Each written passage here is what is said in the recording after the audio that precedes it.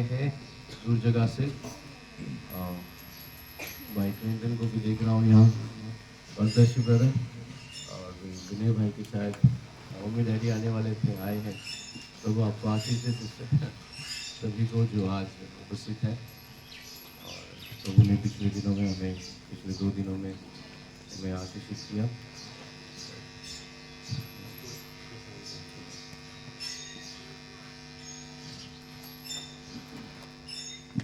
कितने लोग कल आशीषित हुए प्रभु के वचन से, हालेलुया। और मुझे तो ऐसे ही लग रहा था कि बस उसी संदेश को आमेन और भी अधिक अध्ययन करते रहे, आमेन, क्योंकि प्रभु ने हमें अद्भुत आशीषें अपने वचन से प्रदान करी।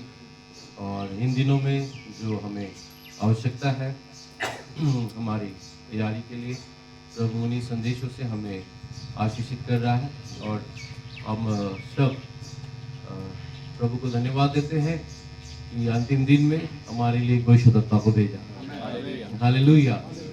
और उस परिशुद्धता के संदेश में हम आज खड़े हैं, हालेलुया। आइए हम अपने पवित्र शास्त्र में से नए नियम की पुस्तक में से यूहन्ना इसके 14वें अध्याय 12 पद को हम पढ़ेंगे। यूहन्ना 14 अध्याय और इसका 12 पद।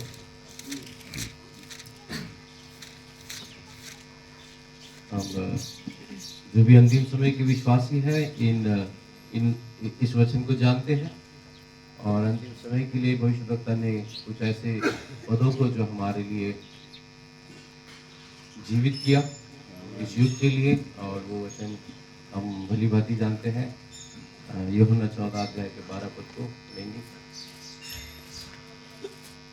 यूहन्ना रचित 14 अध्याय उसके 12 पद इस प्रकार से लिखा है, मैं तुमसे सच सच कहता हूँ कि जो मुझ पर विश्वास रखता है ये काम जो मैं करता हूँ वह भी करेगा, वरन इनसे भी बड़े काम करेगा, क्योंकि मैं पिता के पास जाता हूँ। जो कुछ तुम मेरे नाम से मांगोगे वही मैं करूँगा, कि पुत्र के द्वारा पिता की महिमा हो। अब हम पुराने नियम में एजकेल की 37 अध्याय को पढ़ेंगे। एजकेल की पुस्तक बुक ऑफ एजिकियल और उसका 37 चैप्टर।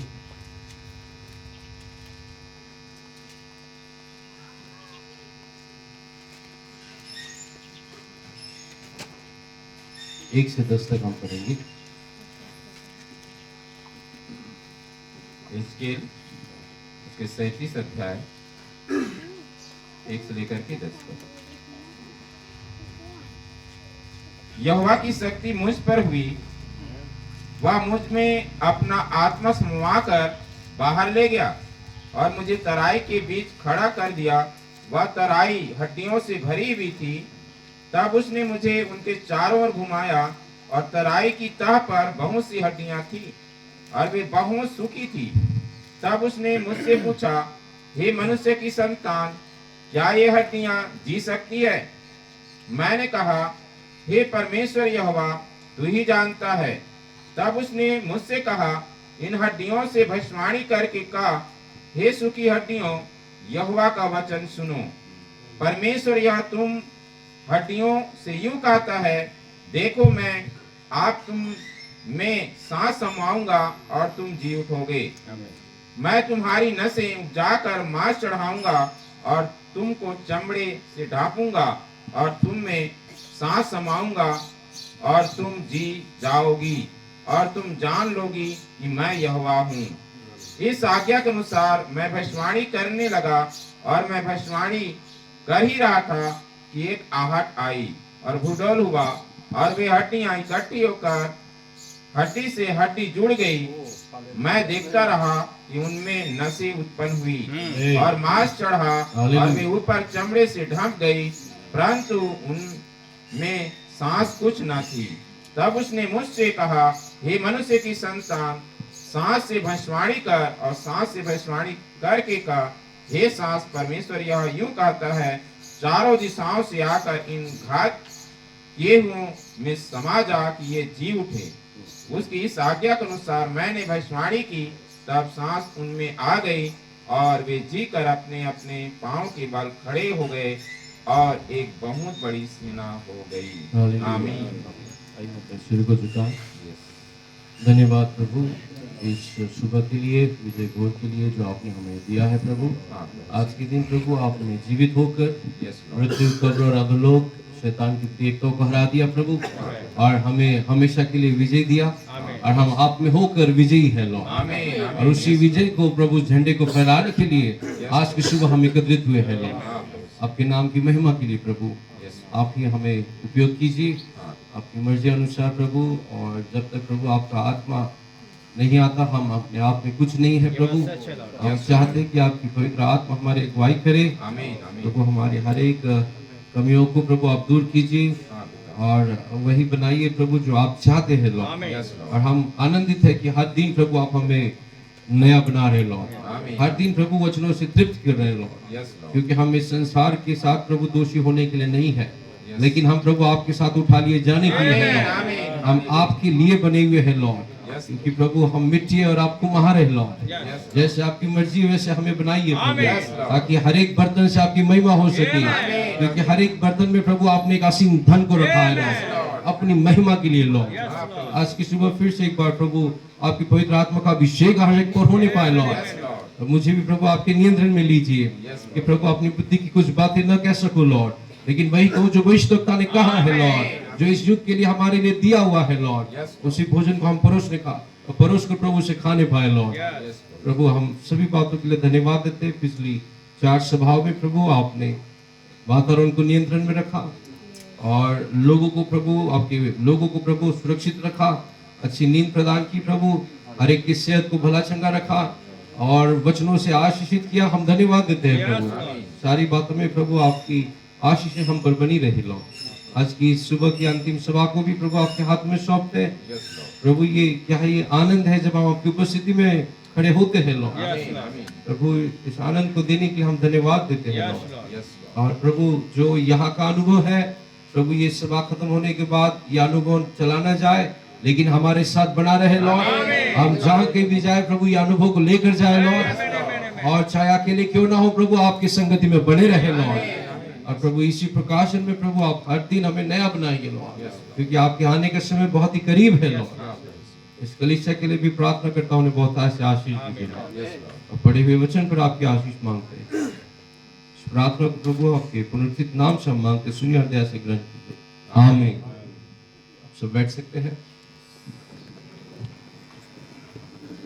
सच कहूँ तो मैं पूरी रीति से खाली हूँ और आप अंदाजा लगा सकते हैं मैं अपने से तो कुछ नहीं कह सकता हूँ, हालांकि मैं कोई बड़ा सेवक हूँ, इसलिए इतनी सभाओं के बाद अब ऐसा लग रहा है कि आप लोग को सब कुछ तो मिल चुका है। हालेलुया, आमीन। और लेकिन इस आज की इस अंतिम सभा में हम सभी धन्यवादित हैं। प्रभु ने हम सभी की सेहत को अच्छा रखा, वचनों से पोषित किया और ये वचन हर दिन नया होता जाता है। हम इसे जितना भी सुने फिर भी उसमें से नया प्रकाशन मिलता है, क्योंकि ये दातरस है। हालेलुया। जितना पुराना होगा उतना अधिक शक्तिशाली होते जाएगा। हालेलुया। और हम सब आनंदित हैं और जो वचनों को हम सुन रहे हैं ये प्रभु की ओर से मिला हुआ हमारे लिए सौभाग्य है। भाइयों ने व्यवस्था की कि हम इस धूप में भी यहाँ पर छांव में बैठकर प्रभु की बातों को सुन सके, इसलिए जितने कान सुनने के लिए तैयार है प्रभु उनसे बातें करेगा। जो हृदय के दरवाजे को खोले हैं प्रभु उनसे ही बातें करेगा। कुमार ग्राम में मैंने एक चित्र पर जो भविष्यवक्ता ने प्रचार किया, मैंने उस चित्र को दिखाया कि उस चित्रकार ने, उस कलाकार ने एक चित्र को बनाया उन 20वीं शताब्दी में, और जब उस चित्र को बनाया उस चित्र के पीछे एक संदेश छिपा हुआ था जो प्रकाशित वाक्य 3 अध्याय के 20 पद से था। उसका ताल्लुक आता। और चित्र बनाया तो चित्र बनाने के बाद उसे आलोचक के सामने एक बड़े से भवन में रखा जाता था उस चित्र को, पेंटिंग को। और जो पेंटिंग के बुद्धिमान लोग हैं जो जानते हैं पेंटिंग के विषय में सब कुछ, वो लोग उसमें गलतियां खोजते हैं। कि ये अच्छे से पेंटिंग बनी है कि नहीं, और अगर उसमें कोई गलती नहीं मिलती है तो वो पेंटिंग फिर सबसे अच्छी पेंटिंग मानी जाती है। तो जब आलोचक वहां पर आए और जो पेंटिंग के बारे में जानते थे, और जब उन्होंने उस चित्र को देखा तो उन्होंने कहा जो चित्रकार था उसने पेंटिंग तो अच्छी बनाई है लेकिन एक गलती हुई है, और वो पेंटिंग थी यीशु मसीह की, कि यीशु मसीह एक दरवाजे के बाहर खड़े हैं और वह दरवाजे के आसपास घास और जंगली पौधे उगे हुए हैं और यीशु मसीह वहां खड़े हैं और दरवाजे पर खटखटा रहे हैं। और तब उन्होंने कहा कि आपकी पेंटिंग तो बहुत अच्छी है लेकिन इसमें एक गलती है कि आपने बाहर से कुंडी नहीं दी है दरवाजे को। तो फिर वो कलाकार कहता है कि नहीं नहीं नहीं, ऐसी बात नहीं है जैसे आप सोच रहे हैं, मैंने ही जानबूझकर वहां पर कुंडी नहीं दिखाई है, क्योंकि कहते हैं कि यीशु मसीह द्वार पर खड़ा खटखटा रहा है, ये दरवाजा अंदर से बंद है, ये बाहर से अगर बंद होता तो यीशु मसीह कुंडी खोलकर अंदर चले जाते, लेकिन ये अंदर से बंद है। और भविष्यवक्ता 20वीं शताब्दी में आप देखिए, ये चित्र बहुत ही साधारण लग सकता है, किसी ने चित्र बनाया और भविष्यवक्ता ने जिक्र किया, नहीं, ये 20वीं शताब्दी में ही क्यों ऐसा चित्र बनना था, और ये चित्र का उल्लेख प्रकाशित वाक्य की लौदीकिया कलीसिया काल से क्यों है। और उस व्यक्ति ने, जवान व्यक्ति ने 21 वर्ष की आयु में इस चित्र बनाना शुरू किया था, लगभग 28 साल में पूरा हुआ। इतने साल भर वो उस चित्र पर काम कर रहा था, और इस चित्र का जिक्र प्रकाशित वाक्य लौदीकिया कलीसिया काल से, देख मैं द्वार पर खड़ा खटखटाता हूँ, हालेलुया। और लौदीकिया कलीसिया काल का दूत दृश्य पर था, आमीन। अब उसने उसी पेंटिंग खोल लिया और प्रचार किया हृदय के लिए का दरवाजा, आमीन, कि हम अंदर से अपना हृदय का दरवाजा बंद रखे। यीशु मसीह तो अभी भी खटखटा रहा है, हर एक संदेश जो हम सुनते हैं वो हमारे हृदय के दरवाजे पर खटखटाता है। तो वचन सुनने के बाद जो करेक्शन हमारे जीवन में होना चाहिए, यदि हम करते हैं तो हमने दरवाजे को खोल दिया, अगर नहीं करते तो हम अभी भी दरवाजा बंद करके बैठे हैं। और ऐसे ही स्वाभाविक में देखेंगे तो आपके घर के दरवाजे पर यदि यहाँ की मुख्यमंत्री आ जाती तो आप तो घर का दरवाजा खोल के सारी चीजें बिछा कर कि क्या करूं क्या नहीं करूं, ऐसे हड़बड़ी में आ जाते कि इतने बड़ा व्यक्ति मेरे घर के दरवाजे पर आया है। भविष्यवक्ता कहते कोई मुख्यमंत्री, राष्ट्रपति या इंग्लैंड की रानी नहीं, स्वयं स्वर्ग का राजा आपके दरवाजे पर दस्तक दे रहा है हर रोज, हालेलुया। लेकिन हम सुनने के बाद क्या कर रहे हैं, क्या हम उसके लिए दरवाजा खोलते हैं, आमीन। इसलिए प्रभु जब हम सुनते हैं किसी के भी परमेश्वर के दास के द्वारा, वो हमारे हृदय से बातें करता है। क्या पता कौन सा सुबह कौन सी शाम हमारे लिए आखिरी हो जाए, आमीन। उससे पहले हम उसे दरवाजे को खोले और परमेश्वर को अपने भीतर आमंत्रित करें। और दरवाजे के अंदर, जैसे हम भाई सुमित के घर आते हैं तो हर एक दरवाजे खुल जाते हैं, हर एक रूम खोल देते हैं, किचन तक खुल जाता है कि ब्रदर आइए, क्योंकि वो इतना स्वागत करते हैं कि आप हमारे इस परिवार के सदस्य हैं। जब यीशु मसीह आता है तो उसके लिए हर एक दरवाजे को खोल दो, यदि आप उससे प्रेम करते हैं तो, हालेलुया। कि प्रभु आइए, इस घर को अपना ही समझिए, हमारे हृदय को अपना ही समझिए, और हर एक दरवाजा, चाहे वो गर्व का दरवाजा हो, घमंड का दरवाजा, स्वार्थ का दरवाजा, किसी भी चीज का दरवाजा हो, हर एक को खोल दीजिए और परमेश्वर को अपने भीतर बुलाइए, ताकि वो वहां पर राज कर सके, आमीन। मैं हाथों से बनाए हुए मंदिरों में नहीं रहता हूँ। क्या तुम नहीं जानते कि तुम गतिकी का मंदिर हो? कहाँ पर आना चाहता है वो? आपके हृदय पर आना चाहता है पवित्र आत्मा। क्योंकि वो जब आएगा, ये आना जरूरी क्यों है? क्योंकि जब वो हमारे अंदर आएगा, ये आज का जो विषय जिसकी मैं शुरुआत कर रहा हूँ, पवित्र आत्मा जब हमारे अंदर आता है, कल हमने सुना और उसी की निरंतरता में हम चलते हैं कि पवित्र आत्मा आज कलीसिया के अंदर, दुल्हन के अंदर किस बात को साबित कर रहा है? पवित्र आत्मा कलीसिया के अंदर, हर एक व्यक्ति के अंदर, ये शैतान के लिए सीधा सीधा जवाब है, शैतान के सवाल का सीधा जवाब है। और वो जवाब क्या है कि यीशु मसीह आज भी जिंदा है, आज वो मुझ में जिंदा है। और इसलिए जब आप पवित्र आत्मा से भरे हुए व्यक्ति है तो आप शैतान को सीधा सीधा जवाब दे रहे, आमीन। इसलिए हम शुरुआत की है यूहन्ना 14:12 से, और यूहन्ना 14:12 की वचन को हम इस प्रकार से देखें, फिर से एक बार पढ़ेंगे और इसको हम एजकेल के सामने रखेंगे कि मसीह की देह जो आप पृथ्वी पर है। यूहन्ना 14:12 में हमने देखा, और आज के शीर्षक के लिए, सब्जेक्ट के लिए मैं आपको बताना चाहूंगा कि the headship doing the same works through the bride.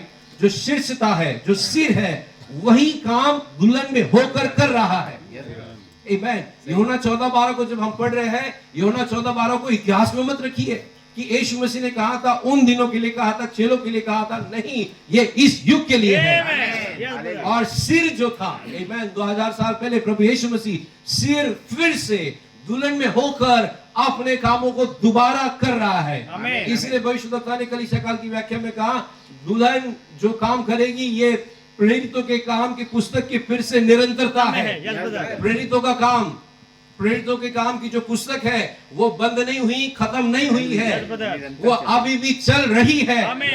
भाई ब्रैनम ने उसको प्रूफ करके दिखाया कि वो पुस्तक अभी भी चल रही है। जो काम पौलुस ने किए, आमीन, जब वो प्रचार कर रहा था और जवान व्यक्ति ऊपर से ऊपरी कोठी से गिर गया, मर गया, और संत पौलुस ने आकर प्रार्थना की और जिंदा हो गया। आमीन। जो काम संत पौलुस के समय में हुए वही काम भाई ब्रैनम के समय में हुए। और ये क्या दिखाता है, ये काम जो वो कर रहे हैं, ये काम दिखाता है कि वो अभी भी जिंदा है। वो इब्रानी 13:8 को पूरा कर रहा है। इसलिए जब हम यूहन्ना 14:12 को पढ़ते हैं, मैं तुमसे सच सच कहता हूँ, मैं तुमसे सच सच कहता हूँ कि जो मुझ पर विश्वास रखता है, जो मुझ पर विश्वास रखता है, ये काम जो मैं करता हूँ वो भी करेगा। आमीन। ये काम जो मैं करता हूँ वो भी करेगा। ये एक प्रतिज्ञा है। वरन इनसे भी बड़े काम करेगा। इससे भी बड़े काम करेगा। ये यीशु मसीह ने प्रतिज्ञा की है। और इस जगह पर आपको आना है कि प्रॉफिट कहते हैं सारी प्रतिज्ञा दुल्हन के लिए की गई है। आमीन, आमीन। सारी प्रतिज्ञा। तो आपको अगर उस प्रतिज्ञा को लेना है, आमीन, इंग्लिश में बहुत अच्छी गीत है, every promise in the book is mine. इसका अर्थ है इस पुस्तक की सारी प्रतिज्ञाएं मेरी है। हम बच्चों को सिखाते हैं गीत, every promise in the book is mine, every chapter, every verse, every line, हर एक चैप्टर, हर एक पद, हर एक लाइन मेरी है। हालेलुया। आप इस प्रकार से लेते हैं इस पुस्तक को, या इस पुस्तक को इतिहास में रखते हैं। इसलिए तो हम कह रहे हैं कि हम 2000 साल पहले के प्रभु यीशु मसीह को सिर्फ प्रचार नहीं कर रहे हैं, हम वर्तमान के यीशु को प्रचार कर रहे हैं जो देहधारी हुआ। हालेलुया। इसलिए यूहन्ना 1:14 में था कि वचन देहधारी हुआ। सिर्फ वचन देहधारी हुआ नहीं था, वचन देहधारी हुआ है। हालेलुया। इसलिए जो मुझ पर विश्वास करता है, ये परमेश्वर की प्रतिज्ञा है। इसलिए बाइबल में दुल्हन के लिए कौन सी प्रतिज्ञा है? जब भाई ब्रैनम दृश्य पर आए, 7वां दूत दृश्य पर आया, तो उनके लिए जो पद था उस पद को उन्होंने लिया। आमीन। और दिखाया कि ये पद, आमीन, आज ये लेख पूरा हुआ। आमीन। आज ये लेख पूरा हुआ। हालेलुया। उन्होंने शीर्षक सिर्फ नहीं दिया था, उनके समय में वचन पूरा हुआ था, इसलिए उन्होंने कहा आज यह लेख पूरा हुआ है। हालेलुया। और जब उनके समय में पूरा हुआ, तो आज जब दुल्हन इस समय में है, तो हमें यह देखना है कि हमारे लिए कौन से वचन है। क्या आप मेरे साथ है? आमीन। हर बार मैं कहता हूं आपको वचन सुनने के लिए लड़ाई करनी पड़ेगी। मुझे लड़ाई करनी है वचन तैयार करने के लिए, आपको सुनने के लिए भी करनी, क्योंकि जब आप बैठे हैं तो स्वाभाविक है कि नींद आएगी, क्योंकि आपके अंदर कोई हलचल नहीं हो रही है। तो हो सकता है मनुष्य होने के नाते आप लड़िए उससे, और थोड़ा सा ध्यान यहाँ लगाइए, क्योंकि मैं नहीं चाहता हूँ कि आप कुछ इस समय, इसलिए मैं ज्यादा प्रचार नहीं करता, ताकि मैं नहीं चाहता हूँ कि आप सोते रहे और मैं प्रचार करता रहूं। नहीं, मैं चाहता हूँ शायद थोड़ा सा बोलो, आपके पास पहुंचे। हालेलुया। अब हम देखते हैं, ये बहुत ही महत्वपूर्ण है 14:12 की शीर्षता। शीर्षता मतलब सिर। आमीन। हम कल से सुन रहे हैं कि सिर मसीह है और देह उसकी दुल्हन है। हालेलुया। और सिर मसीह है। और अंतिम दिन में हम देखते हैं, यहाँ कैप्शन देखिए, यहाँ पर चित्र लगा हुआ है। इस चित्र में देखिए, विश्वास, सामर्थ, समझ, संयम, धीरज, परमेश्वर के समान होना, यानी कि भक्ति, भाईचारे की प्रीति, और प्रीति के ऊपर जो सिर है, जो कैप्सूल है, जो चोटी है, वो प्रेम है। हालेलुया। और अगर आप देखेंगे तो देह, जो बॉडी है, जो मसीह की दुल्हन है, उसकी कलीसिया थी, वो कहां से बढ़ते हुए आ रही? इफिसुस कलीसिया जो सबसे पहली कलीसिया थी, उसका दूत जो दासन पौलुस था, और स्मिर्ना कलीसिया काल उनके दूत इरानियस, पेरगमुन कलीसिया काल तीसरी उनका मार्टिन, थुआतीरा उनका कोलंबो, सार्दिस कलीसिया काल का लूथर, फिलाडेल्फिया कलीसिया काल का वेस्ली, और लौदीकिया कलीसिया काल का एलिया, यानी कि विलियम मैरियन ब्रैनम। हालेलुया। अब देह यहाँ पर बढ़ते हुए जा रही थी, और देह यहाँ तक जब आती है तब सिर नीचे आता है। और अब वो समय था कि देह और सिर एक हो जाए। आमीन। क्या आप समझ रहे हैं? आप देह और सिर एक हो जाए। हालेलुया। इसलिए ये प्रतिज्ञा उसने की थी। यूहन्ना 14:12 इसलिए भाई ब्रैनम बताते, और यूहन्ना 14:12 को लोग पढ़ते आ रहे थे, लेकिन भाई ब्रैनम ने उस वचन को जीवित करके दिखाया। मैं तुमसे सच सच कहता हूं, जो मुझ पर विश्वास करता है ये काम वो भी करेगा, वरन उनसे बढ़कर करेगा। Amen. आपने भाई ब्रैनम की लाइफ स्टोरी को सुना है, आपने उनके सेवकाई को सुना है कि उनके सेवकाई में कैसे चिन्ह चमत्कार हुए। हालेलुया। मसीह परमेश्वर का भेद है, उसमें से कुछ बातों को 578 पैराग्राफ से मैं पढ़ रहा हूं।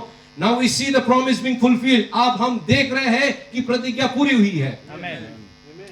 क्या आप आमीन कहें? Amen. Now we see, hallelujah, अब हम देख रहे हैं, वही देखेंगे जिनकी आत्मिक आंखें खुली खुली है। है, yes brother. नाउ वी सी, अब हम देख रहे हैं कि प्रॉमिस बीइंग फुलफिल्ड, प्रतिज्ञा पूरी हो चुकी है। हालेलुया। और वो प्रतिज्ञा क्या पूरी हो चुकी है? हम 14-12 को हमेशा अपने सम्मुख रखेंगे कि मसीह जो सच्चा सिर है, वो फिर से अपनी दुल्हन में आ रहा है। Amen. Hallelujah. Christ the true headship going coming in his bride, अपनी दुल्हन में आ रहा है। और क्या कर रहा है दुल्हन में आके? वही कामों को कर रहा है। डूइंग द सेम वर्क्स, वही कामों को कर रहा है जो उसने आरंभ में किए थे। Amen. आमीन। Yes, brother. क्या आपने 4 सुवर्तमान पढ़े हैं? बिल्कुल पढ़े हैं ना? सुसमाचार पढ़े? Yes. 4 सुसमाचार, Yes. मत्ती, मार्कुस, लूका, यूहन्ना। Yes, brother. इस चारों में जो जो काम आपने यीशु मसीह के पढ़े होंगे, क्या आपने फिर से उन्हीं कामों को अंतिम समय के जो भविष्यवक्ता थे, 7वें कलीसिया काल के भविष्यवक्ता थे, उनके सेवकाई में क्या आपने देखा है? Yes brother. आमीन। हालेलुया। भविष्यवक्ता के इतने अद्भुत चिन्ह चमत्कार उनके जीवन के द्वारा हुए, अधिकतर तो हम जानते भी नहीं है। आमीन। जैसे यीशु मसीह के समय में अंधा बातिमेय था, जो यीशु मसीह को जोर जोर से चिल्लाकर पुकार रहा था, Yes. हे दाऊद की संतान मुझ पर दया कर, Yes. हे दाऊद की संतान मुझ पर दया कर। ठीक उसी प्रकार से एक काला कलर का जो आदमी, जिसको हम निग्रो कहते हैं, जो साउथ अफ्रीका के होते हैं, जनजाति के लोग, वो वहां पर खड़ा होकर भाई ब्रैनम को पास्टर पास्टर करके जोर जोर से चिल्ला रहा है। अंधा व्यक्ति, उसकी माँ जो गुजर गई थी, वो उसके सपने में आकर कहती है कि तुझे भाई ब्रैनम की सभा में जाना है, वहां पर भाई ब्रैनम तुझे चंगा करेंगे। Glory, wow. और वो बुजुर्ग व्यक्ति जो जीवन भर अंधा था, और वहां पर खड़ा होकर पुकार रहा है जोर जोर से रास्ते के किनारे। क्या आप देख सकते हैं? वही जो अंधा बार्थी में वहां पर पुकार रहा था Yes, मनुष्य yes, के yes, पुत्र yes, को, yes. सेम स्थिति यहाँ पर होती है। Amen. हालेलुया। Yes, brother. सभा में एक स्त्री बैठी है, और वो वहां से भाई ब्रैनम कहते हैं, वो वहां पर जो स्त्री बैठी है उसकी ये बीमारी है, और मैं कहता हूं प्रभु यीशु मसीह के नाम से आप चंगे हो चुके हैं। Yes brother. और फिर पूछते कि आपने किसको छुआ? आपने उसी यीशु मसीह को छुआ। Yes, brother. Hallelujah. जब यीशु मसीह थे तो वो स्त्री ने आकर, लहू बहने वाली स्त्री ने आकर यीशु मसीह के वस्त्र के छोर को छुआ था। यहाँ पर छोर को भी छूने की जरूरत नहीं थी। Glory brother. क्या आप समझ रहे हैं? Yes, ये brother. काम जो मैं करता हूँ तुम भी करोगे, और इनसे बढ़कर करोगे। Yes, brother. वो स्त्री दूर पीछे बैठी थी, उसके पास वक्त नहीं था भाई ब्रैनम का कोट का छोर छूने के लिए, Yes, brother. लेकिन वहीं से उसने छू लिया। Amen. किसे छू लिया? उसी मसीह को छुआ, Yes, brother. जो इब्रानी तेरा हाथ है, Yes. जो यूहन्ना 14:12 को पूरा कर रहा था। Yes, brother. हालेलुया। इसलिए भाई ब्रैनम कहते हैं, क्या आप देख सकते हैं? आप क्या देख रहे हैं? कि प्रतिज्ञा पूरी हो चुकी है। Yes. आमीन। यूहन्ना 14:12 पूरा हो चुका है कि दुल्हन के अंदर दूल्हा जो सिर है, वही कामों को कर रहा है जो उसने आरंभ में किए थे। हालेलुया। और इसके जरिए क्या कर रहा है? And making ready and fulfilling his words as he did. इसके जरिए वो वही अपने वचनों को पूरा कर रहा है जैसे उसने उन दिनों में किया था। Then the head and the body are becoming one. और अब क्या हो रहा है? अब सिर और देह इसके जरिए, इस यूहन्ना 14:12 के जरिए एक हो रहे हैं। Amen. Yes, brother. आमीन। Amen. और इसी को भाई ब्रैनम कहते हैं कि अदृश्य मिलाप, Yes. एकीकरण, एकीकरण। यूनिटी। कैसे एक हो रही है? जब आप वही काम कर रहे हैं जो प्रभु यीशु मसीह ने किए, तब भाई ब्रैनम कहते हैं कि सिर और देह आप दोनों एक हो रहे हैं। कैसे एक हो रहे? कामों में एक हो रहे, चिन्ह में एक हो रहे, जीवन में एक हो रहे, और अपने जीवन के द्वारा प्रमाणित कर रहे कि अंतिम दिनों का प्रतिज्ञा किया हुआ वचन दुल्हन के जरिए पूरा हो रहा है। Amen. हालेलुया। कामों में एक होंगे, चिन्ह में एक होंगे, जीवन में एक होंगे। इसलिए कल शाम का हमने प्रचार सुना कि जो मसीह का जीवन था वही जीवन दुल्हन में दिखाई Ah, देगा। yes brother. Glory. जीवन में भी एक होंगे। ऐसे नहीं कि काम हमारे दिखाई देंगे और जीवन में कुछ और। काम भी वही दिखाई देंगे और जीवन भी वही दिखाई देगा, चिन्ह भी वही दिखाई देंगे, और सारी चीजें इसी बात की ओर संकेत करेगी कि वो हमारे बीच में उतर आया है। Amen. अब सिर और देह दोनों एक हो चुके हैं। Yes. हालेलुया। और वो सिर अब यहाँ पर है। भाई ब्रैनम ने कहा है, ये मेरे शब्द नहीं है, सिर अब यहाँ पर है, Yes, brother. शीर्षता अब यहाँ पर है। Headship is here. Hallelujah. Yes, yes. आप सोचिए, जब शीर्षता यहाँ पर है, अब कल के संदेश के साथ ही आगे बढ़ते हुए रोमियो 8:11 के थ्रू हालेलुया। रोमी 8:11 से हम बढ़ते हुए यूहन्ना 14:12 में आ रहे हैं। Yes, brother. यूहन्ना रोमी 8:11 में क्या था? यदि उसी का आत्मा, Amen. Amen. यदि उसी का आत्मा, हालेलुया, यदि वही यीशु यदि तुम्हारे बीच में है तो तुम जरूर यरदन को पार करोगे। Amen. Yes, Amen. brother. यदि वही यीशु, हालेलुया, Yes. यदि आपके साथ है तो आप यरदन को पार करेंगे। यरदन मौत दिखाता है, Yes, brother. हालेलुया, और वो शीर्षता हमारे बीच में है, हालेलुया। हेडशिप यहाँ पर है, अगर हेडशिप यहाँ पर है तो आप दुल्हन और दूल्हा दोनों एक हुए हैं। इसलिए भाई ब्रह्म ने कहा सूर्य के उदित होना में कि दुल्हन आप देहधारी वचन है। Yes, brother. Yes. Yes. Amen. इसे कहने से लोग कहेंगे आप ऐसे कैसे कह सकते हैं? यीशु मसीह देहधारी वचन था। आप यीशु मसीह को अगर अलग रखेंगे, दुल्हन को अलग रखेंगे तो फिर से ट्रिनिटी वाली सिद्धांत में आ जाएंगे। पिता अलग है, पुत्र अलग है, पवित्र आत्मा अलग है। आपको इस प्रकाशन में आना होगा, हालेलुया, क्योंकि दुल्हन कहां से निकली है? आमीन। उत्पत्ति का 2 अध्याय, उसके हड्डियों में क्या? हड्डी और मांस में का मांस है। आप अगर अपने शरीरों पर ध्यान देंगे तो बिल्कुल कहेंगे कि हम वचन देहधारी कैसे हो सकते हैं? हाँ, क्योंकि ये शरीर आपका परफेक्ट नहीं हो सकता, लेकिन जो आपका सृष्टि स्थापना करने से पहले इफिस 1:4 के मुताबिक यीशु मसीह में चुने गए थे, Amen. वचन में थे, आपका थियोफनी पहले से ही उसमें था। अगर उसे देखेंगे तो वो बिल्कुल परफेक्ट है, Yes. हालेलुया, जो वचन रूपी देह है। और इसी वचन रूपी देह को तैयार करने के लिए नबी को भेजा है, इसलिए वचन हमें परफेक्ट कर रहा है, Amen. हालेलुया। इसलिए हम इसे देखेंगे और इसलिए नबी ने कहा कि दुल्हन आप देहधारी वचन है। Amen. Amen. आमीन। इसलिए आप वचन का एक भाग बन चुके हैं। Yes, brother. कैसे वचन का भाग बन चुके हैं? देखिए, पवित्र आत्मा की सेवकाई के जरिए वो कैपस्टोन और देह दोनों अब एक हो गए हैं। Yes. इसलिए तो जो भविष्यवक्ता आए उसी देश में आए जो देश पश्चिम में था, बराबर. क्योंकि अब ये सूर्य अस्त का समय था Yes, brother. और सूर्य अस्त पश्चिम में होता है। Yes. और सूर्यास्त के समय में उसी देश में आए जिस देश की झंडे में 13 तारे थे, 13 लकीर थी, 13 संख्या थी, क्योंकि वो देश भी प्रकाशित वाक्य 13 में पाया जाता है। पाया जाता है. और उसी देश में आए जिसके नोट पर उकाब का चिन्ह था। बराबर. उसी देश में आए जिसके नोट पर कैपस्टोन था, Yes. पिरामिड था, पिरामिड था, लेकिन उसके ऊपर चोटी का पत्थर नहीं था। Yes. Yes. आमीन। हालेलुया। Hallelujah. क्यों उसी देश में उनका जन्म हुआ? क्यों उनके नोट पे कैपस्टोन का ही चिन्ह था, कैप्स पिरामिड था, जी। लेकिन पिरामिड पे चोटी का पत्थर नहीं था। नहीं हालेलुया। हालेलुया। क्योंकि यहाँ पर कोई आया है जो चोटी के पत्थर की सेवकाई को नीचे लेकर आने वाला था। इसलिए नोट पर भाई प्रणाम, उस नोट को बताते कितनी बार प्रचार में आपके पॉकेट में डॉलर होगा तो डॉलर को निकाल के देखिए, पिरामिड है लेकिन उसके ऊपर चोटी का पत्थर नहीं है। Yes. सही है. हालेलुया। Hallelujah. क्योंकि यहाँ पर था जो इसकी सेवकाई के तहत उस चोटी के पत्थर को नीचे लेकर आने वाला था। क्योंकि प्रकाशित 10:7 कहता है कि 7वें दूत के शब्द देने के दिनों में Amen. सारे भेद पिरामिड पूरा होगा। Amen. Amen. हालेलुया। हालेलुया। इसलिए जब यूहन्ना 14:12 हमारे जीवन में पूरा होता है, वो शीर्षता हमारे बीच में है, और ये काम आप अपने आप से नहीं कर सकते। मैं तुमसे सच सच कहता हूँ, सही है. वो जो मुझ पर विश्वास करता है, आमीन। और विश्वास कौन सा विश्वास है? हाँ, संस्था के लोग भी विश्वास करते हैं, अन्य जाति लोग भी विश्वास करते हैं, हाँ आपका खुदा यीशु है। नहीं, वो विश्वास नहीं। हाँ, मरियम का पुत्र प्रभु यीशु मसीह है, हम चर्च में भी जाते हैं, अन्य लोग भी विश्वास करते हैं। उस विश्वास का जिक्र नहीं किया जा रहा है, वो विश्वास का जिक्र किया जा रहा है जो इब्रानी 11 में है। Yes, brother. Yes.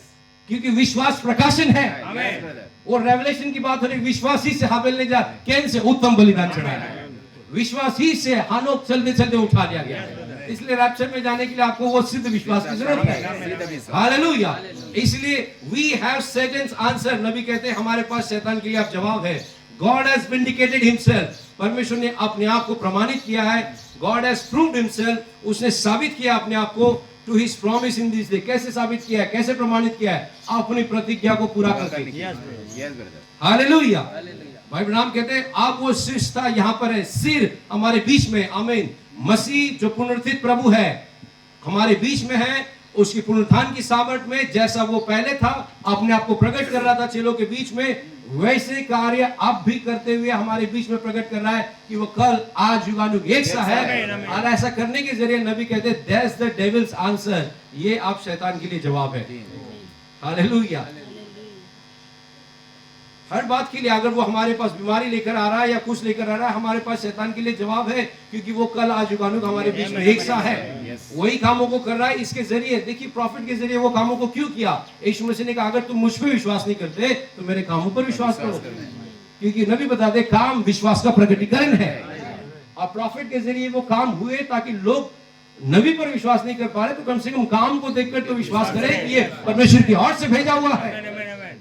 क्योंकि जब तक किसी के अंदर मसीह की आत्मा नहीं, वो किस प्रकार से ऐसे काम कर सकता है, कैसे वचन को लेकर आ सकता है? इसलिए प्रॉफिट कहते हैं, भविष्यद्वक्ता कह रहे कि परमेश्वर ने अपने आप को प्रमाणित किया, साबित किया इन दिनों में। और उसने किस प्रकार से साबित किया? आग के खंभे में आकर साबित किया, Yes. आमेन, बादल में आकर साबित किया। 11 जून 1933 में जब 17वें व्यक्ति का बपतिस्मा ओहियो नदी पर हो रहा था, आग का गोला में नीचे उतर कर आया, 3000 लोगों ने देखा, कुछ तो बेहोश हो गए उस आग Yes, से। brother, yes. आमीन। ये कोई कॉर्नर में किसी कोने में नहीं हुआ, ये जब घटित हो रहा था लोग तस्वीरें ले रहे थे, लोग खड़े थे और परमेश्वर को, तेजोमय परमेश्वर को हुबहू उपस्थिति में देख रहे थे। हालेलुया, आमीन। और जब तस्वीर ली गई आग के खंभे की तो तस्वीर लेकर सब तरफ फैल गई। आज भी अमेरिका के अंदर कांग्रेस लाइब्रेरी के अंदर ये तस्वीर आज भी रखी हुई है कि पूरे अमेरिका में पहली बार अलौकिक तस्वीर ली गई। आमीन, Oh, Swami. हालेलुया। कितने बड़े भवन में रखी गई है वो तस्वीर। अमेरिका के राष्ट्र ने उस तस्वीर को अभी भी एक तस्वीर कॉपी ओरिजिनल अपने पास रखी है जो आपके हाथों में है। हालेलुया। क्या हम सोच सकते हैं परमेश्वर ने अपने आप को किस प्रकार से प्रमाणित किया? क्योंकि वो कहते हैं कि सिर आप नीचे उतर आया है। हालेलुया। और सिर नीचे उतर आया तो किस प्रकार से उसने प्रमाणित करके दिखाया? देखिए नबी कहते हैं that's why it could do to that little baby.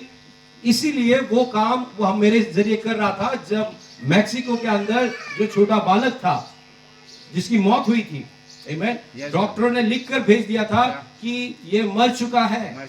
सुबह 9 बजे मर गया था और रात को शायद 11 बजे भविष्यद्वक्ता की सभा में उसकी मां लेकर जाती है मैक्सिको के छोटे बच्चे को जो मरा हुआ है ब्लैंकेट में लिपट कर। आप सोचिए क्या वही स्थिति नहीं दिखाई देती है आपको जो पुराने नियम में दिखाई दे रही कि लाश घर पे पड़ी है और वो एलिया के पास जा रही है और कहते कि सब कुछ ठीक है।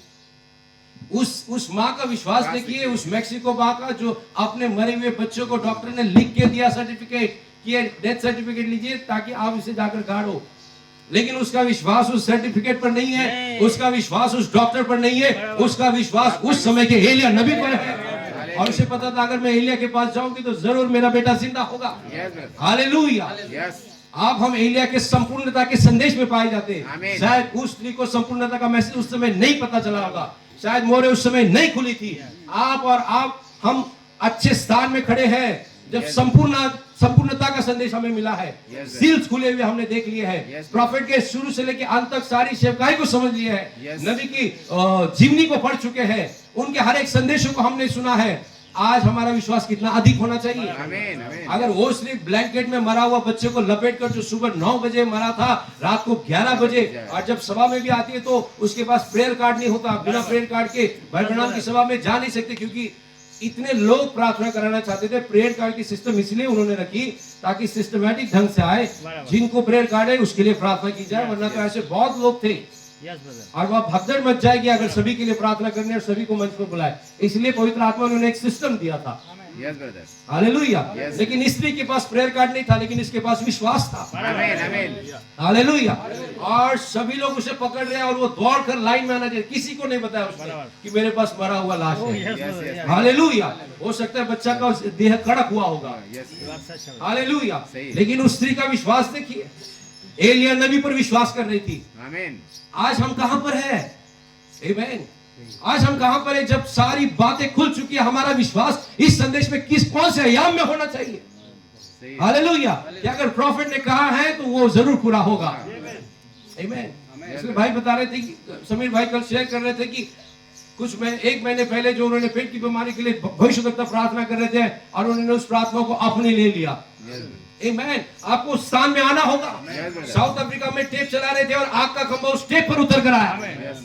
हालेलुया। आप सोच सकते हैं टेप चल रहा था और वहां पर कैसेट चल रही थी और आग का खंभा उस पर उतर कर आया। आज भी वो प्रमाणित कर रहा है कि मैं नबी के संदेश में हूं। हालेलुया। और संदेश ही मसीह है। आमीन। और वो उस स्त्री ने ब्लैंकेट में लपेट कर जब लेकर आया, लोग पकड़ रहे थे, बिली पॉल उनको रोक रहे थे कि आपके पास कार्ड नहीं, आप नहीं जा सकते। और कैसे खबर वो भाई ब्रैनम के पास पहुंची कि एक ऐसी महिला है अपने बच्चों को प्रार्थना करने के लिए आपके पास लाना चाह रही है। उन्होंने कहा ओ कोई भी जाकर उसे प्रार्थना कर दो। बराबर। लेकिन यहाँ पर क्या होता है, यहाँ पर भविष्यवक्ता के पास एक दर्शन आता है। हालेलुया, एक दर्शन आता है और दर्शन में कहा उसे फिर से बुलाकर लेकर आओ, क्योंकि वो बच्चा जीवित होगा। हालेलुया। और जिन डॉक्टरों ने लिख कर दिया था कि ये सुबह 9 बजे मरा है और 11 बजे रात को वो बच्चा फिर से जीवित होता है। हालेलुया। यूहन्ना 14:12 को फिर से पूरा कर रहा था। जो मुझ पर विश्वास करता है ये काम इससे बढ़कर करेगा। और ये काम होने के द्वारा क्या हो रहा था, भाई ब्रैनम की महिमा नहीं हो रही थी, ये प्रमाणित हो रहा था कि सिर नीचे उतर आया है। हालेलुया। ये काम करने के दौरान वो शैतान को सीधा सीधा जवाब दे रहे थे कि यीशु मसीह कल आज युगानुग ऐसा है। इसलिए जब आप अविश्वास करते हैं तो आप कहीं ना कहीं शैतान को बढ़ावा देते हैं। मतलब आपका परमेश्वर के वचन पर विश्वास नहीं है, उसका वचन तो अटल है। इसलिए अविश्वास को आने मत दीजिए, क्योंकि अविश्वास ये पाप है और अविश्वास पाप मौत को दिखाता है। अविश्वास मौत को लेकर आएगी, चाहे वो बीमारी का हो या परमेश्वर के वचन के लिए भी। किसी भी बात पर अविश्वास न करे यदि वो परमेश्वर के वचन से ताल्लुकात है तो। हालेलुया। जब वचन लिखा है कि उसके कोड़े खाने से हम चंगे हो चुके हैं। आमीन। उस स्त्री का जैसा विश्वास होना चाहिए जिसको भाई ब्रैनम कहते हैं कि आंटी जमीमा। हालेलुया। बच्चा मरने पर है, कितने दिनों से कह रहा है माँ मैं अंधेरे में गिर रहा हूँ, अंधेरे में गिर रहा हूँ, उसकी हालत खराब है और मरने पर है। और उस छोटी सी महिला के पास ना पैसा इलाज के लिए, लेकिन उस छोटी सी स्त्री के पास, उस माँ के पास ऐसा विश्वास है।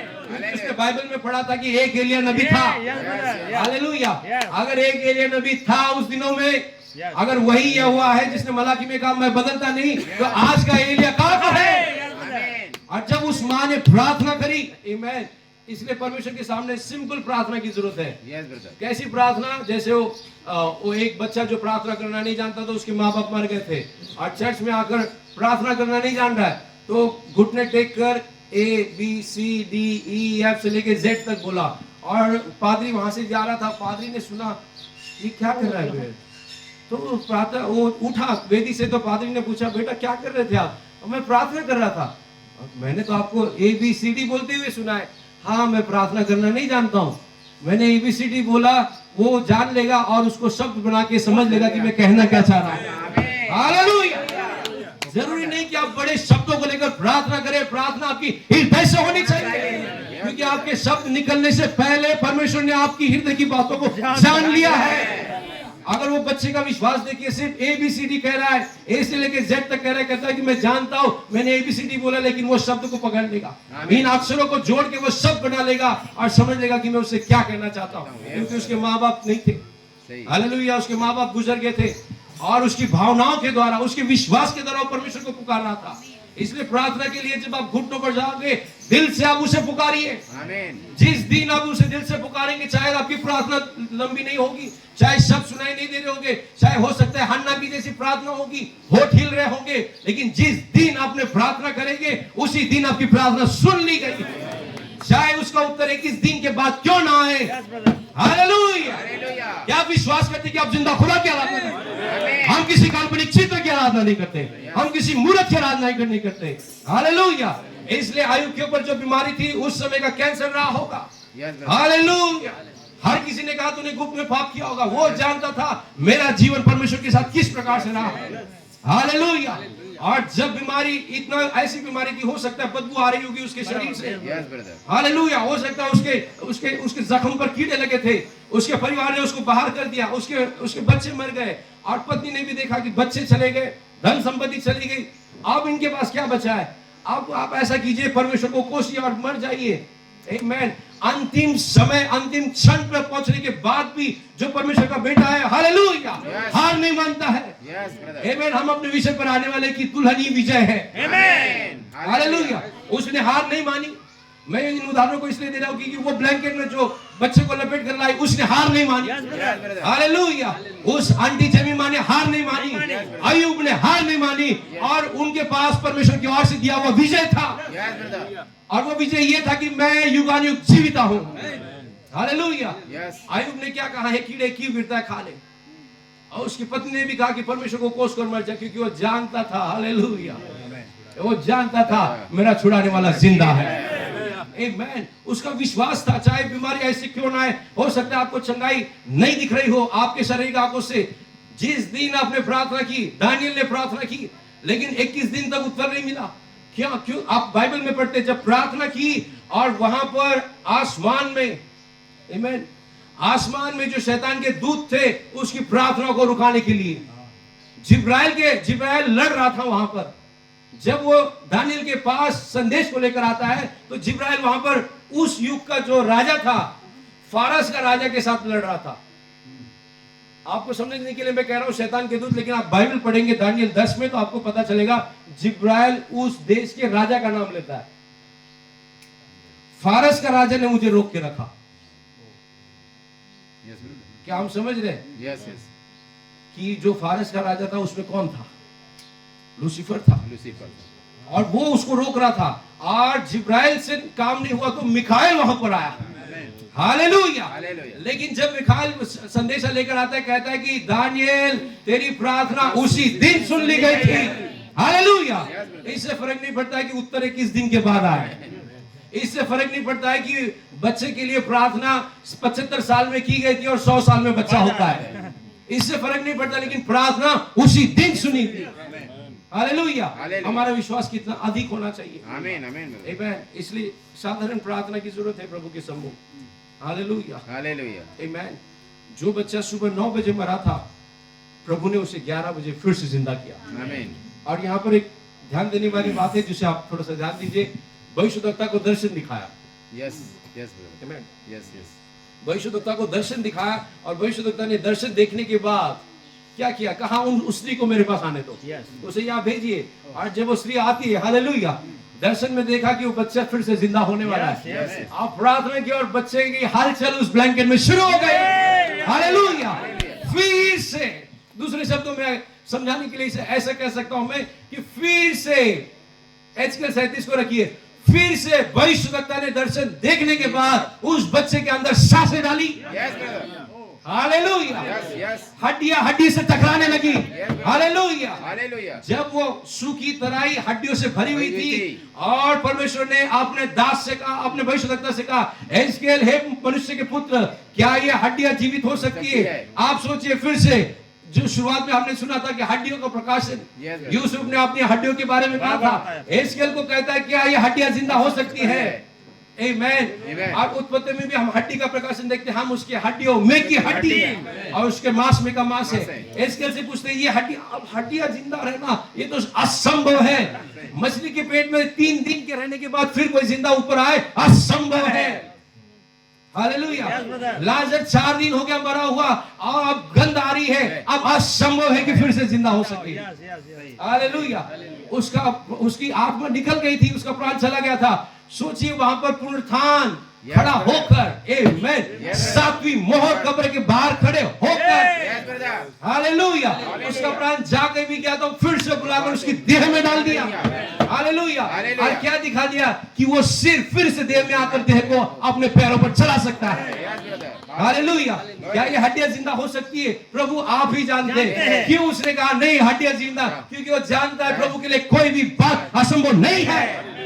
हाँ प्रभु आप जानते हैं। Yes. Yes. यस, अगर आप चाहे तो हड्डियों को भी जिंदा कर सकते हैं। Yes, brother. कहां पर हमारा विश्वास होना चाहिए? आमेन। मरने के बाद मांस चला गया, कीड़ों ने खा लिया, कुछ नहीं बचा है, कंकाल बचा है, हड्डियां बची हुई है, फिर भी भविष्यद्वक्ता कहता है प्रभु आप जानते हैं। Yes. आमेन। Yes, yes, yes. और जानते हैं उसके बाद वो क्या कहता है? इससे भविष्यवाणी कर। आमीन, पढ़िए ब्रदर। आमीन। आमेन। तब उसने मुझसे पूछा, 37 और यूहन्ना 14 इन पदों को निकाल के ही रखिएगा। हाँ, Yes. यस। तब उसने मुझसे पूछा, हाँ, हे मनुष्य की संतान, हे मनुष्य की संतान, क्या ये हड्डियां जी सकती है? आमेन, क्या ये हड्डियां जी सकती है? मैंने कहा, हाँ, हे परमेश्वर यहोवा, हाँ। तू ही जानता है। हालेलुया। हे परमेश्वर यहोवा तू ही जानता है। तब- उसने नकारात्मक बात वहां पे नहीं कही कि शायद नहीं हो सकता, ऐसे असंभव दिखाई देता है। ये कब के मरे हम नहीं जानते, इनको मरे हुए लगभग 2000 साल हो गए हैं। हालेलुया।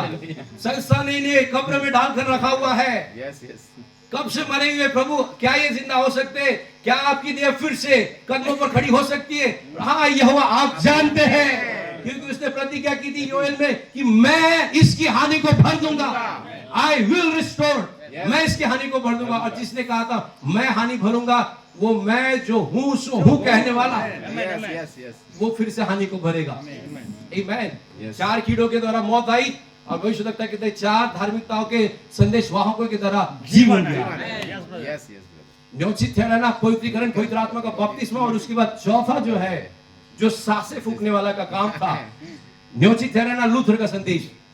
देख सकते हैं पांचवा। यस यस छठवा जो है पवित्रीकरण, वेस्ली का संदेश, फिर पवित्र आत्मा का बपतिस्मा, पेंटिकोस्टल का संदेश। उसके बाद 3 नहीं 4 कीड़ों के द्वारा उसकी हानि हुई थी। मसीह रूपी दुल्हन का, वृक्ष का अपनी मूल अवस्था में वापस आना। Yes, brother. Yes brother Malachi 4 क्या था? रिस्टोर करने का संदेश था। Amen, यस यस 4 के द्वारा हानि आई तो 4 के द्वारा ही जीवन भी आएगा। और ये 3 आगे गए, लूथर, वेस्ली और पेंटिकोस्ट। उसके बाद चौथा था जो जीवन था, और चौथा क्या था? सांसें को फूकना था। यस ब्रदर सांसों को कौन फूकेगा? आगे उसने क्या कहता है, इसी पद के आगे हम पढ़ते हैं, उसने कहा हे प्रभु आप ही जानते हैं। अब परमेश्वर ने क्या कहा चौथे पद में? यहोवा ने क्या कहा? तब उसने मुझसे कहा, तब यहोवा ने उस भविष्यवक्ता से कहा, इन हड्डियों से भविष्यवाणी करके हालेलुया, जीवन आने के लिए भविष्यवाणी हो चाहिए। Yes, और brother. भविष्यवाणी और कौन कर सकता है सिवाय भविष्यवक्ता के? Yes yes brother hallelujah. सही है। अगर ये शरीर को, इस परमेश्वर की देह को अपने कदमों पर खड़ा करना था, तो उसके लिए भविष्यवक्ता की ही जरूरत है। भविष्यवाणी और कौन करेगा सिवाय भविष्यवक्ता के? भविष्यवाणी कर। और आगे, यीशु की हड्डियों, यीशु की हड्डियों, यहोवा का वचन सुनो। यहोवा का वचन सुनो। अब यहाँ पर ये भविष्यवाणी कर रहा है। यस आमीन। और भविष्यवाणी करने के बाद देखिए आगे हम देखेंगे, इस 3 प्रक्रिया को याद रखिए।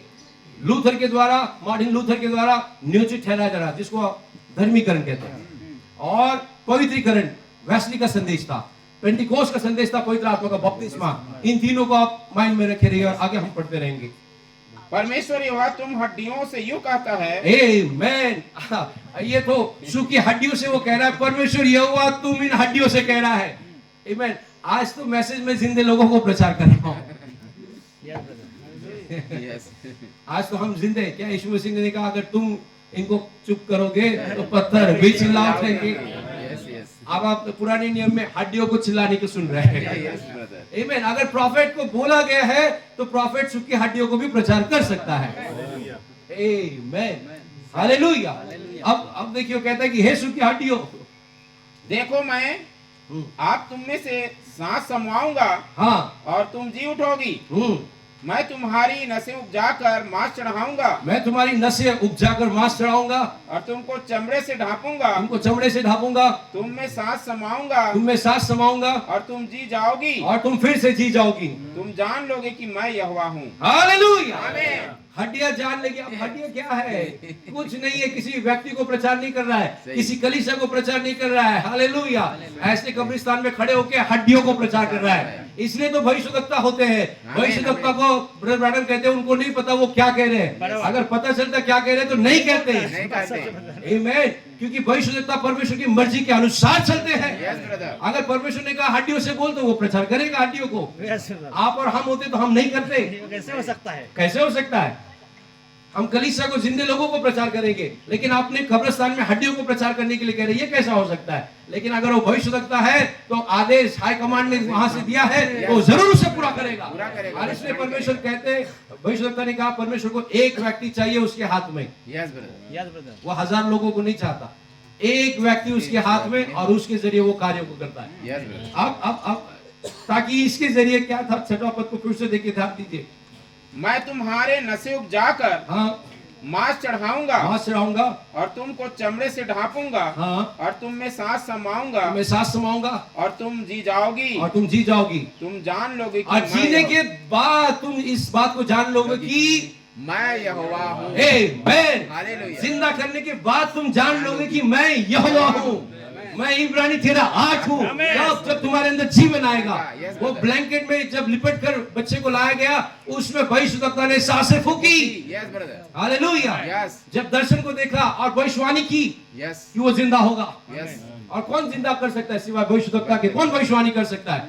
सांसें फूकी। और आगे तो अब देखिए 7वें पद में, इस आज्ञा के अनुसार इस आज्ञा के अनुसार मैं भविष्यवाणी करने लगा। आमेन। 7वें पद में यस, हालेलुया। मैं भविष्यवाणी कर ही रहा था कि एक आहट आई। एक आहट आई यानी कि एक आवाज हुई, एक ललकार हुई, आमीन। एक शब्द सुनाई दिया और भूडोल हुआ भूडोल हुआ। और वे हड्डियां इकट्ठी होकर यीशु मसीह जब पुनरुत्थित हुए, क्या हुआ वहां पर? एक भूडोल हुआ। यस, आमेन। यहाँ पर परमेश्वर उस देह को फिर से अपने कदमों पर खड़ा करने जा रहा है। Yes brother. और आगे, और वे हड्डियां इकट्ठी होकर हड्डी से हड्डी जुड़ गई। हालेलुया। आमीन, आमीन। अब देह खड़ी हो गई, अब क्या हो गई? हड्डी से हड्डी जुड़ गई। जिसका जो स्थान था उस स्थान में गई। अगर वो पैर की हड्डी थी तो पैर की हड्डी का ही स्थान लिया। अगर वो हाथ की हड्डी थी तो उसी जगह पे पहुंच गई। ऐसा नहीं हो कि पैर की हड्डी हाथ की जगह गई और हाथ की हड्डी पैर की जगह आई। हड्डी से हड्डी मिल गई। उन हड्डियों ने जान लिया अपना स्थान क्या है। हालेलुया। उसने परमेश्वर ने की आत्मा ने पौलुस के द्वारा बताया, इफिस 4 में हमने कल पढ़ा कि उसने 5 प्रकार की सेवकाई को नियुक्त किया है। हालेलुया। सभी ने अपने अपने स्थान को ले लिया। जब दीवट को उसके स्थान में रखा जाता है तब सारे घर के सदस्यों को उजाला मिलता है। हालेलुया। और इसलिए इससे पहले कि आपको सही तस्वीर दिखाए, भाई ब्रैनम ने आके सबको अपने स्थान में रखा। कौन से कलीसिया का कौन सा दूत है ये भी बताया, और कहां से शुरू होता है कहां खत्म होता है ये भी बताया, और उसके बाद पूरी तस्वीर आपको दिखाई। और आप कहते हैं मोहर के खुलने के बाद आप वो शरीर अपने कदमों पर खड़ा हो रहा है। हालेलुया। हड्डी से हड्डी मिली। और आगे, मैं देखता रहा कि उनमें नसें उत्पन्न हुई। आप देखिए, पहला उनमें नसें उत्पन्न हुई और मांस चढ़ा। और मांस चढ़ा। दूसरा, चमड़े से ढक गई। चमड़े से ढक गई। 3 बातें, नसें चढ़ी, फिर मांस चढ़ा और फिर खाल उसके ऊपर आई। परंतु अब 3 बातें होने के बाद भी जो यहोवा चाह रहा है वो दिखाई नहीं दे रहा है। यस, नसें आई, खाल आई और क्या है? मांस आया। लेकिन फिर भी परंतु आ गया वहां। फिर भी कुछ तो बातें कम है। Yes, yes, yes. Luther, Wesley और पेंटिकोस्ट के संदेश आने के बाद भी परंतु सांस कुछ न थी। हालेलुया। क्योंकि 10:7 कहते हैं 7वें दूत के संदेश देने के दिनों में, हालेलुया, लूथर के दिनों में सांस नहीं आएगी, वेस्ली के दिनों में सांस नहीं आएगी, ये पेंटिकोस्ट के संदेश में सांस नहीं आएगी। ये 7वें दूत के सब देने के दिनों में जब वो भविष्यवाणी करना होगा वो सांस को फूकेगा और वो परमेश्वर की सांस होगी। और जैसे उसने आदम के अंदर सांस फूकी और आदम जीवधारी प्राणी हो गया, फिर से एक बार हालेलुया वो अपनी हवा को, अपनी दूसरी हवा को अपनी दुल्हन के अंदर भविष्यद्वक्ता के द्वारा सांसें फूक रहा था। आमीन, आमीन। कब? 3 के बाद नसें चढ़ी, मांस आया, खाल आया। परंतु आगे पढ़िए। हाँ, उसी तब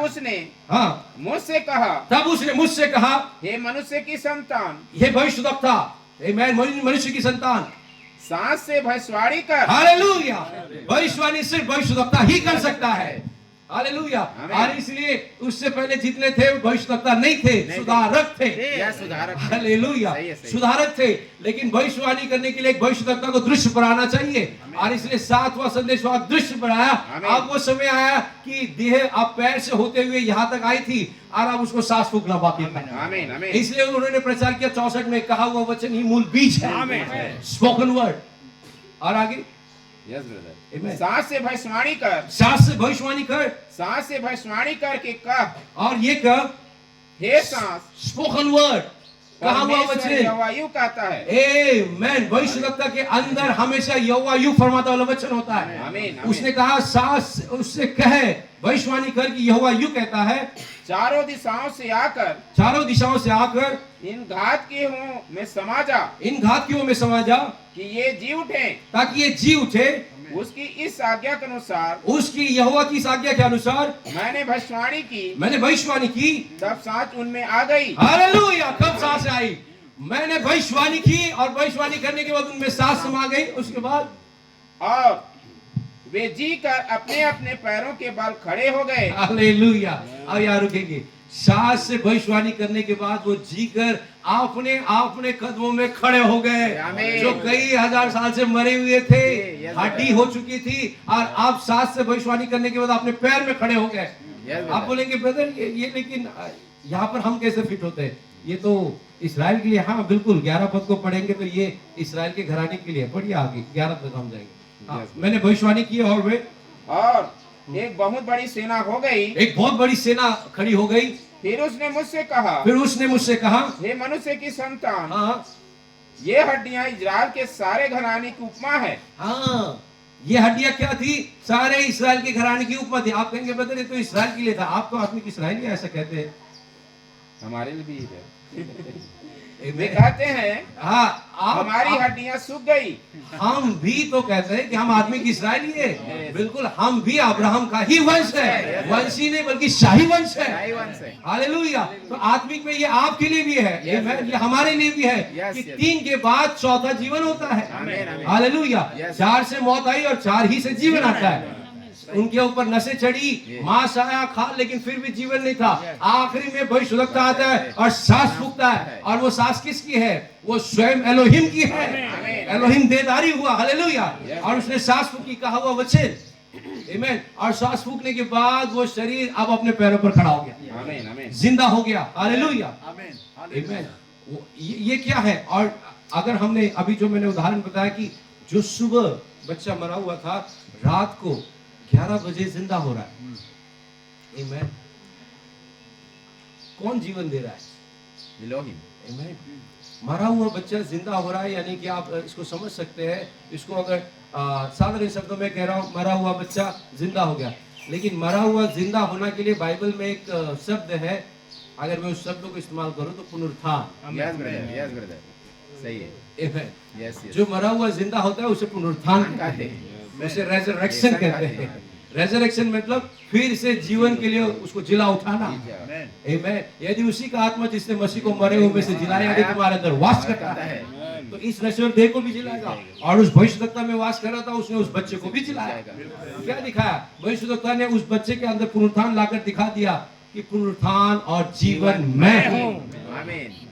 हालेलुया। वो स्वयं नीचे उतर कर आया था। सही। आमीन। इसलिए प्रॉफिट कहते हैं, अब यहाँ पर हम आएंगे कुलुसी 1:27 में, नए नियम में। क्या आप मेरे साथ हैं? आशा है कि आप इस बातों को पकड़ रहे हैं।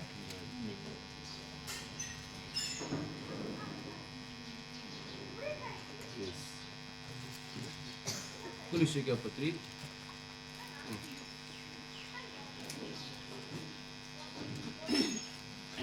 कुलुसियों 1:27।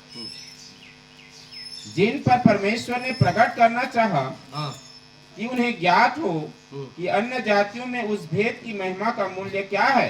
कि उन्हें ज्ञात हो कि अन्य जातियों में उसकी महिमा के भेद का मूल्य क्या है। कैसे पढ़िए? Yes brother. जिस पर परमेश्वर ने प्रकट करना चाहा, जिस पर परमेश्वर ने प्रकट करना चाहा कि उन्हें ज्ञात हो कि कि अन्य जातियों में उस भेद की महिमा का मूल्य क्या है। अन्य जातियों में उस भेद, हालेलुया, Yes, यहाँ पर yes. फिर से मिस्ट्री आती है। Yes, yes. अन्य जातियों में उस भेद की महिमा का मूल्य क्या है? क्या है? अन्य जातियों के बीच में उस भेद का मूल्य क्या है? और वो भेद क्या है? और वह यह है, और वो ये है, मसीह जो महिमा की आशा है मसीह जो महिमा की आशा है तुम में रहता है। हालेलुया। ये भेद क्या है अन्य जातियों के बीच में? मसीह जो तुम में है। Yes brother. हालेलुया। हालेलुया। और यदि मसीह तुम में है तो यूहन्ना 14:12 दिखाई देगा। आमीन, आमीन। हालेलुया। यदि मसीह जो तुम में है तो शरीर अपने कदमों पर खड़ा हुआ दिखाई देगा। आमीन। ये अन्य जातियों के बीच में ये भेद का रहस्य क्या है? रहस्य ये है, मसीह जो तुम में है। यस। और कल से हम इसी बातों को देख रहे हैं, मसीह जो तुम में है। यदि पवित्र आत्मा का बपतिस्मा, पवित्र आत्मा आपके अंदर है, मसीह आपके अंदर है। हालेलुया। Yes. तो ये शरीर आपके लिए मरी हुई है, लेकिन आत्मा जिंदा है। हालेलुया। हम जीवित है। अन्य जातियों में ये रहस्य क्या है? ये क्या बात है? जब फिनिक्स के मैक्सिको के बच्चों को जिलाया, फिनिक्स में एक्सीडेंट से लड़का जो मर गया था रोड पर, उसे भविष्यवक्ता ने जिलाया, जिंदा किया। ये क्या बात है? ये क्या बात है? ये जो कार्य हो रहे थे, ये क्या बात है? आप सवाल कर रहे हैं 591 पैराग्राफ में, मसीह परमेश्वर के भेद में, ये क्या बात है? जिंदा हो गया मैक्सिको का बेटा, फिनिक्स का बेटा जिंदा हो गया वहां पे। अब ये क्या बात है? जीवित करके क्या दिखा रहा है? ये दिखाना चाह रहा है कि सिर और देह आप दोनों एक इकाई बन चुके हैं। क्या आप समझ रहे हैं? ये बात को ये प्रमाणित कर रहा है कि सिर और देह आप दोनों एक हो चुके हैं। इसलिए तो फिर से वही काम हो रहे जो यूहन्ना 14:12 में कहा था। हालेलुया! क्या ही महान भेद छिपा हुआ है। सही बात। अगर इसे प्रकार मिराकल के तौर पे हम बताना चाहे तो लोगों को सिर्फ मैक्सिको की बच्चे का जो जिंदा हुआ उसको मिराकल के रूप में बता सकते हैं, लेकिन हम जो मसीह की दुल्हन है, हम सिर्फ मिराकल तक ही नहीं है जो कि पहला खिंचाव है, गुप्त बात का खुलासा वहां तक नहीं है, हम तीसरे खिंचाव में आ रहे जो वचन का खुलासा है। और जिंदा करने के पीछे वचन का खुलासा क्या था? कि देह और सिर एक हो गए। आमीन आमीन ब्रदर। अब मैं उस बात को बताना चाहता हूँ। यस। आपने सुना होगा मैक्सिको का बच्चा जिंदा हो गया, कोई नया नहीं है, लेकिन उसके पीछे परमेश्वर क्या कर रहा है, जिसको कहा कि पंक्तियों के बीच की बातों को यस यस यस। हालेलुया! सिर और देह दोनों एक बन चुके हैं। ये परमेश्वर है जो लोगों में अपने आप को प्रकट कर रहा है। आमीन आमीन। ये परमेश्वर है जो कि लोगों में प्रकट हो रहा है। यही कारण है अब लोगों में परमेश्वर प्रकट हो रहा है। फिर ये जो स्थिति है, ये क्या स्थिति को दिखा रही है? आप सुनिए, मैक्सिको का बच्चा को जिंदा किया तो उससे क्या पता चला? सिर और देह दोनों एक हो गए हैं। और सिर और दोनों एक हो गए हैं तो इससे क्या पता चल रहा है? परमेश्वर अपने लोगों में प्रकट हो गया है। परमेश्वर अपने लोगों में प्रकट हो गया है। इसके यही कारण है, परमेश्वर अपने लोगों में प्रकट हुआ है तो क्या बताना चाह रहा है? कि पति और पत्नी आप दो नहीं, वे दोनों एक है। हालेलुया! इसलिए तो प्रॉफिट कर रहे हैं कि फिर से ये मैसेज हमें कहाँ रिस्टोर कर रहा है? आदम की वाटिका में। Yes brother. सही सही। कहते हैं कि पति और पत्नी अब दो नहीं बल्कि वे एक है। परमेश्वर और उसकी कलीसिया एक है, मसीह आपके अंदर। ये परमेश्वर का महान प्रकाशन है। Yes brother. अन्य जातियों के बीच में बड़ा भेद का क्या महिमा है, क्या उसका रहस्य है? मसीह आपके अंदर। ये सबसे महान प्रकाशन है। आमीन आमीन। सबसे महान प्रकाशन है मसीह आपके अंदर। इसलिए इस प्रकाशन को किसी को समझाया नहीं जा सकता। ये प्रकाशन है। आमीन। और वो प्रकाशन क्या है? परमेश्वर का महान प्रकाशन मसीह आपके अंदर, जो महिमा की आशा है। कुलुसी 1:27। यस। हालेलुया! क्या आप आनंदित है? आमीन आमीन। मसीह हमारे अंदर। आमीन। इसलिए हम किसी को फोर्स करके इस मैसेज में नहीं ला सकते। बराबर। सही है। जो पहले से ठहराया हुआ है, जो गाँव का बच्चा है, वही आपकी आवाज को समझेगा। सही बात। आमीन। सही है। और आगे भविष्यवक्ता कहते हैं 594 पैराग्राफ को मैं पढ़ रहा हूँ इसी में, ये और हम मसीह में उसके सम्मुख न्योचित होकर खड़े हुए हैं। न्योचित ठहराने का अर्थ नबी कहते हैं कि ऐसा कि आपने कभी पाप किया ही नहीं। Yes yes. नियोजित करना। न्योचित ठहरा दिया Yes. कि आपने कभी कोई गलती की ही नहीं। इसलिए वो कहता है कि उन्होंने विरंजक और शाही का उदाहरण दिया Yes, मोहरों की पुस्तक में। Yes. कि अगर शाही को विरंजक में डाल दे, क्या कहते हैं, ब्लीच में अगर डाल दे, शाही यानी कि इंक को अगर ब्लीच में डाल दे तो आपको पता नहीं चलेगा कि वो शाही कहाँ चली गई। पता ही अब उदाहरण बहुत ही साधारण है, शाही है और ब्लीचिंग है। कहते हैं कि सिस्टर लोग जानते हैं कि दाग निकालने के लिए ब्लीचिंग का पाउडर या लिक्विड का आप इस्तेमाल करते हैं। उस विरंजक, उसे हिंदी में विरंजक कहते हैं, विरंजक में, उस ब्लीचिंग में अगर इंक डाल दे तो वो इंक, जैसे ही इंक का बूंद उस ब्लीच में पड़ता है, उस लिक्विड में पड़ता है, उसके बाद आपको कहीं भी दिखाई नहीं देगा कि वो इंक कहाँ चली गई। खोजने से भी नहीं मिलेगा। आमेन। भविष्यवक्ता बताते हैं कि वो फिर से वही चलेगी जहां से आने से पहले कहां पर थी। Yes brother. आमेन। और जब आप मसीह के लहू में आते हैं, मसीह के लहू में आप पाप के पाप धुल जाते हैं, तो आपके पापों का कोई ठिकाना नहीं होता कि कहाँ है। इसलिए तो उसने कहा मुझे कुछ भी याद नहीं। आमेन। यीशु ने ये कहा मुझे याद अब नहीं, याद नहीं। मेरे खिलाफ आप कुछ भी नहीं। क्या आप आनंदित नहीं होते हैं कि आपके खिलाफ आमीन, हालेलुया। विधियों का जो लेख जो तुम्हारे विरोध में था उसे हमेशा के लिए मिटा डाला है। Yes brother. अब आप कह सकते कि मेरे खिलाफ आप कुछ भी नहीं। कुछ भी नहीं। आप कह सकते, आपको प्रार्थना में धन्यवाद देना, प्रभु धन्यवाद कि आपने मेरे पापों को क्षमा किया, क्षमा किया। धन्यवाद कि आपने मुझे अपना बेटी बनाया। आप उस स्थान में होकर क्लेम कीजिए। यस। आमेन। और वो पाप को खोजने पे भी नहीं मिलेगा। क्यों? क्योंकि नबी बताते हैं वो शाही कहाँ चलेगी, जहां इससे पहले आने से पहले वो जो केमिकल था उस जगह पे जाके पहुंच गया। उसमें विरंजक में कहीं नहीं दिखाई देता है। आपका पाप भी कहाँ चला जाता है यीशु मसीह के लहू में डालने के बाद? फिर से वहीं चला जाता है। किसके माथे पर जाके डाल देते हैं? उसी लूसीफर के माथे पे। जहां से आया था उसको उसी जगह पे जाके डाल देते हैं। आमीन। इसलिए जितनी भी भाइयों के बीच में गड़बड़ी होती है, मन मुटाव होता है, टकराव होता है पति पत्नी के बीच में, आपकी गलती नहीं है। एक प्रचारक ने कहा गलती किसकी है? गलती वो शैतान की है, उसको दोष लगाओ, क्योंकि वो ये चीजों को पैदा करता है। इसलिए आप समझिए कि आपका भाई मसीह में आपका भाई ही है। कोई भी अगर गलत अंडरस्टैंडिंग होती है तो ये शैतान गलत मिसअंडरस्टैंडिंग लेकर आता है, लेकिन मसीह में वो आपका भाई ही है। आमीन। जब हम इस समझ से हम एक दूसरे को देखेंगे तब हम एक दूसरे को माफ कर पाएंगे। हालेलुया। और इसलिए मसीह ने हमें न्योचित ठहराकर हम उसके सामने खड़े हो गए, क्योंकि पहले ही उस देव को न्याय कर चुका है। हम क्यों न्योचित ठहरे? क्योंकि हम उसकी देह में पहले ही हमारा न्याय हो चुका है, इसलिए वो इस देह का दोबारा न्याय नहीं करेगा। जो ये देह 7 कलीसिया काल में बन रही थी, इसका फिर से वो न्याय नहीं करेगा, क्योंकि इसका न्याय 2000 साल पहले कैलवरी क्रूस पर हो चुका है। इसलिए वो कहता है कि तुम्हें न्योचित ठहरा दिया है, आपके ऊपर दंड की आज्ञा नहीं, मेरे खिलाफ कुछ भी नहीं, कुछ भी नहीं। हालेलुया। आपका जो स्लेट है, आमीन, वो कहते हैं ना कि उसके बारे में कितना एक व्यक्ति उसको कर्ज था, इतने चीजें लिखी गई थी, फिर उस राजा ने क्या किया? इसको फाड़ के फेंक दो, तुम्हारे खिलाफ आप कुछ भी नहीं। हालेलुया। हम न्योचित ठहरे पहले, क्योंकि वो पहले ही उस देह का न्याय कर चुका है जिसके हम और आप एक भाग थे। हालेलुया। क्या वचन नहीं कहता है 15:7 यूहन्ना में, यदि तुम मुझ में बने रहो मेरा वचन तुम में बना रहे। आमीन। फिर से क्या वो उत्पत्ति 2 अध्याय को नहीं पता था, यदि तुम मुझ में बने रहो और मेरा वचन तुम में बना रहे। हवा मुझ में बनी रहे और मैं हवा में बना रहूं। आमीन। अंत का दिन आएगा कि आत्मा और कलीसिया दोनों एक ही बात कहेंगे, आत्मा और दुल्हन दोनों एक ही बात कहेंगे, क्योंकि दुल्हन मसीह से ही निकली है। हालेलुया। आमीन।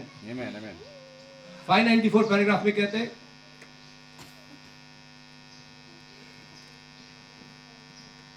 अब यहां पर ध्यान दीजिए, जो हमारे संदेश का मुख्य विषय था वो ये है, उसकी दृष्टि में धर्मी ठहर चुके हैं। हम क्यों धर्मी ठहर चुके हैं? क्योंकि हम उसकी विजय है। आमीन। आमीन। Yes brother. हालेलुया। और आपने एजकेल 37 में क्या पढ़ा? एक सेना उभर कर आई। पहले उसमें नशे, फिर मांस और फिर खाल चढ़ने के बाद सांसें भविष्यवाणी की गई, और भविष्यवाणी करने के बाद वहां पर क्या लिखा है? लोग खड़े नहीं हुए, एक सेना खड़ी हुई, एक बहुत बड़ी सेना, माइटी आर्मी, ग्रेट आर्मी, बड़ी सेना खड़ी हुई। आज सेना है तो सेना को तो विजय पाना होगा। आमीन। और इसलिए नबी कहते हैं लौदीकिया कलीसिया काल में, या फिर यीशु मसीह के प्रकाशित वाक्य में, जब दुल्हन को पता चलेगा एक सच्ची कलीसिया का सच्चा प्रकाशन दुल्हन के ऊपर उंडेला जाएगा, तो दुल्हन भी एक अजय सेना होगी। हालेलुया। किसके बारे में बात कर रहे हैं? वही सेना जिसके अंदर सांसें फूंकी गई है। और इसलिए जब आप धर्मी ठहर चुके हैं तो आप उसकी विजय है। आमीन। आप प्रभु यीशु मसीह की विजय है। हालेलुया। कलीसिया उसकी विजय है। हम अंतिम दिनों में महिमा युक्त सुसमाचार के साथ आगे आए हैं। हालेलुया। और ये महिमा युक्त सुसमाचार है, लेकिन किसके लिए? जो इसके गुणों को समझ गया है, जो इसकी सामर्थ को, स्वाद को चख लिया है। वरना महिमा युक्त सुसमाचार ऐसे लोगों के हाथ में पड़ा है जिसको उसकी कोई कीमत ही नहीं पता, लेकिन सुसमाचार महिमा युक्त है। हालेलुया। अंतिम दिनों में महिमा युक्त सुसमाचार के साथ हम आगे आए, क्योंकि हम उसकी विजय को दिखा रहे हैं। आमीन। इसलिए जब आप वचन के साथ खड़े होते तो आप प्रभु यीशु मसीह की विजय को दिखा रहे हैं। आमीन। वह उसी उद्देश्य के लिए मरा, हम उसकी विजय के प्रमाण है। आमीन। दुल्हन उसकी विजय के प्रमाण है, और अगर यीशु मसीह क्रूस पर मरा तो सिर्फ हमारे लिए मरा है। आमीन। और हम जब उसके सम्मुख आते हैं, यूहन्ना 14:12 के कामों को करके दिखाते हैं, तो हम उसकी विजय को दिखा रहे हैं। वो उसी उद्देश्य के लिए मरा। किस उद्देश्य के लिए मरा? ताकि आप उसका विजय बन सके। आमीन। समझिए इस बात को। वो इसी उद्देश्य के लिए मरा ताकि आप उसका विजय बन सके। हालेलुया। और हम उसके विजय के प्रमाण है। जब हम उसके नीचे आते हुए अपनी कलीसिया में जीते हुए देखते हैं, यही उसका विजय है। आमीन। जब हम उसको नीचे आते देखते हैं, हालेलुया, जब हम उसको नीचे आते हुए देखते हैं और अपनी कलीसिया में उसको जीते हुए देखते हैं, तो यही उसकी विजय है। हालेलुया। ये इस बात को दिखाता है कि वो उसको कब्र में न रख सका। सही है। वो नीचे उतर कर आता है, अपनी कलीसिया में इस बात को प्रमाणित करता है कि वो जिंदा है। Yes. और इसके द्वारा हम क्या देखते हैं, जब वो उसको नीचे आते हुए देखते हैं, अपनी कलीसिया में जीते हुए देखते हैं, अपनी दुल्हन के बीच में चलते फिरते देखते हैं, ये उसकी विजय है। और विजय क्या है? ये इस बात को साबित करता है कि वो कब्र में न रख सका, शैतान उसको कब्र में न रख सका, वो कब्र में न रह पाया, और हम भी कब्र में नहीं रुक सकते। क्योंकि हम इसलिए भविष्यवक्ता कहते हैं आप उसका विजय है। आमीन। वो हमारे बीच में चला फिरा कर रहा है, वो 7 दूतों के बीच में फिर रहा था। ये क्या दिखा रहा था कि वो कब्र में नहीं है। आमीन। इसलिए तो शुरुआत में भविष्यवक्ता ने क्या कहा, आप इस शैतान के लिए एक जवाब है। यस यस आप उसको जवाब दे रहे कि वो आप कब्र में नहीं है, वो हमारे बीच में चला फिरा कर रहा है। आमीन हालेलुया। हालेलुया। इस बात को दिखाता है कि वो उसको कब्र में न रख सका, ना ही वो हमको रख सकता है। हालेलुया। हालेलुया। और हम पहले से ही जो सूर्य के उदित होना में पढ़ा, उसी बात को मैं अब मसीह परमेश्वर के भेद में पढ़ रहा हूँ। कल हमने पढ़ा Yes. कि पुनरुत्थान हमारे अंदर संभवतः शुरू हो चुका है, हम जिलाए जा चुके हैं। ऐसे भविष्यवक्ता ने कहा ना सूर्य के उदित होना में। यस यस कल मैंने पढ़ के दिखा Yes. कि हम ऑलरेडी उठाए गए हैं, Yes. रेजरेक्टेड है। कैसे? पोटेंशियली, संभवतः हमारे अंदर पुनरुत्थान स्टार्ट हो चुका है। Yes. और फिर से यहाँ पर कहते हैं, और हम पहले से ही संभवतः जी उठे हैं। यस यस यस आमीन। इसलिए जी उठे लोग हैं तो वो वैसी आराधना करेंगे। आमीन आमीन यस ब्रदर। अगर तुम इनको खामोश करोगे तो पत्थर भी चिल्ला उठेंगे। क्यों पत्थर चिल्ला उठाएंगे? क्योंकि परमेश्वर चाहेगा तो पत्थरों से भी अब्राहम की शाही वंश को तैयार कर सकता है। परमेश्वर अगर चाहेगा तो हड्डियों से भी एक सेना को खड़ी कर सकता है। परमेश्वर अगर चाहेगा तो पानी को भी दाखरस में बदल सकता है। आमीन। क्या हम उस पर विश्वास करते हैं? आमीन संभव था पहले से ही आप जी उठे, क्योंकि हम मरे हुओं में से उसके वचन में अविश्वास करने से, आप वचन में अविश्वास करने से हम मर जाते हैं। प्रॉफिट कहते हैं क्योंकि आप मरे हुओं में से उसके वचन में अविश्वास करने से, संस्थाओं के मतों से, अनंत परमेश्वर के अनंत वचन के लिए जी उठे हैं।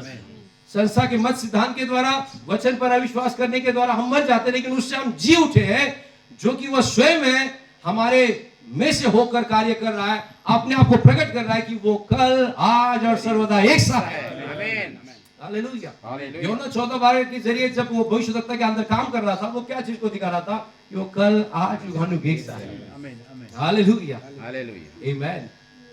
क्या ये सुंदर बातें नबी ने बताई है कि आप संभवतः उठ खड़े हो चुके हैं, आमीन। आप जी उठे हैं। जी उठे और जिसके अंदर अभी यहाँ पर रिजरेक्शन हुआ है, पुनरुत्थान का अर्थ क्या है? मृत्यु से जिलाया जाना। बाइबल में उसे पुनरुत्थान कहा गया, यस मृत्यु से जी उठना। तो हम जो मरी हुई दशा में थे, उसने परमेश्वर ने अपने वचन के द्वारा हमें जिलाया। हालेलुया। आमीन। कुछ बातों को हम पढ़कर हम समाप्त करें। और फिर वचन सिर में से देह में नीचे आता है। यस ब्रदर आमीन।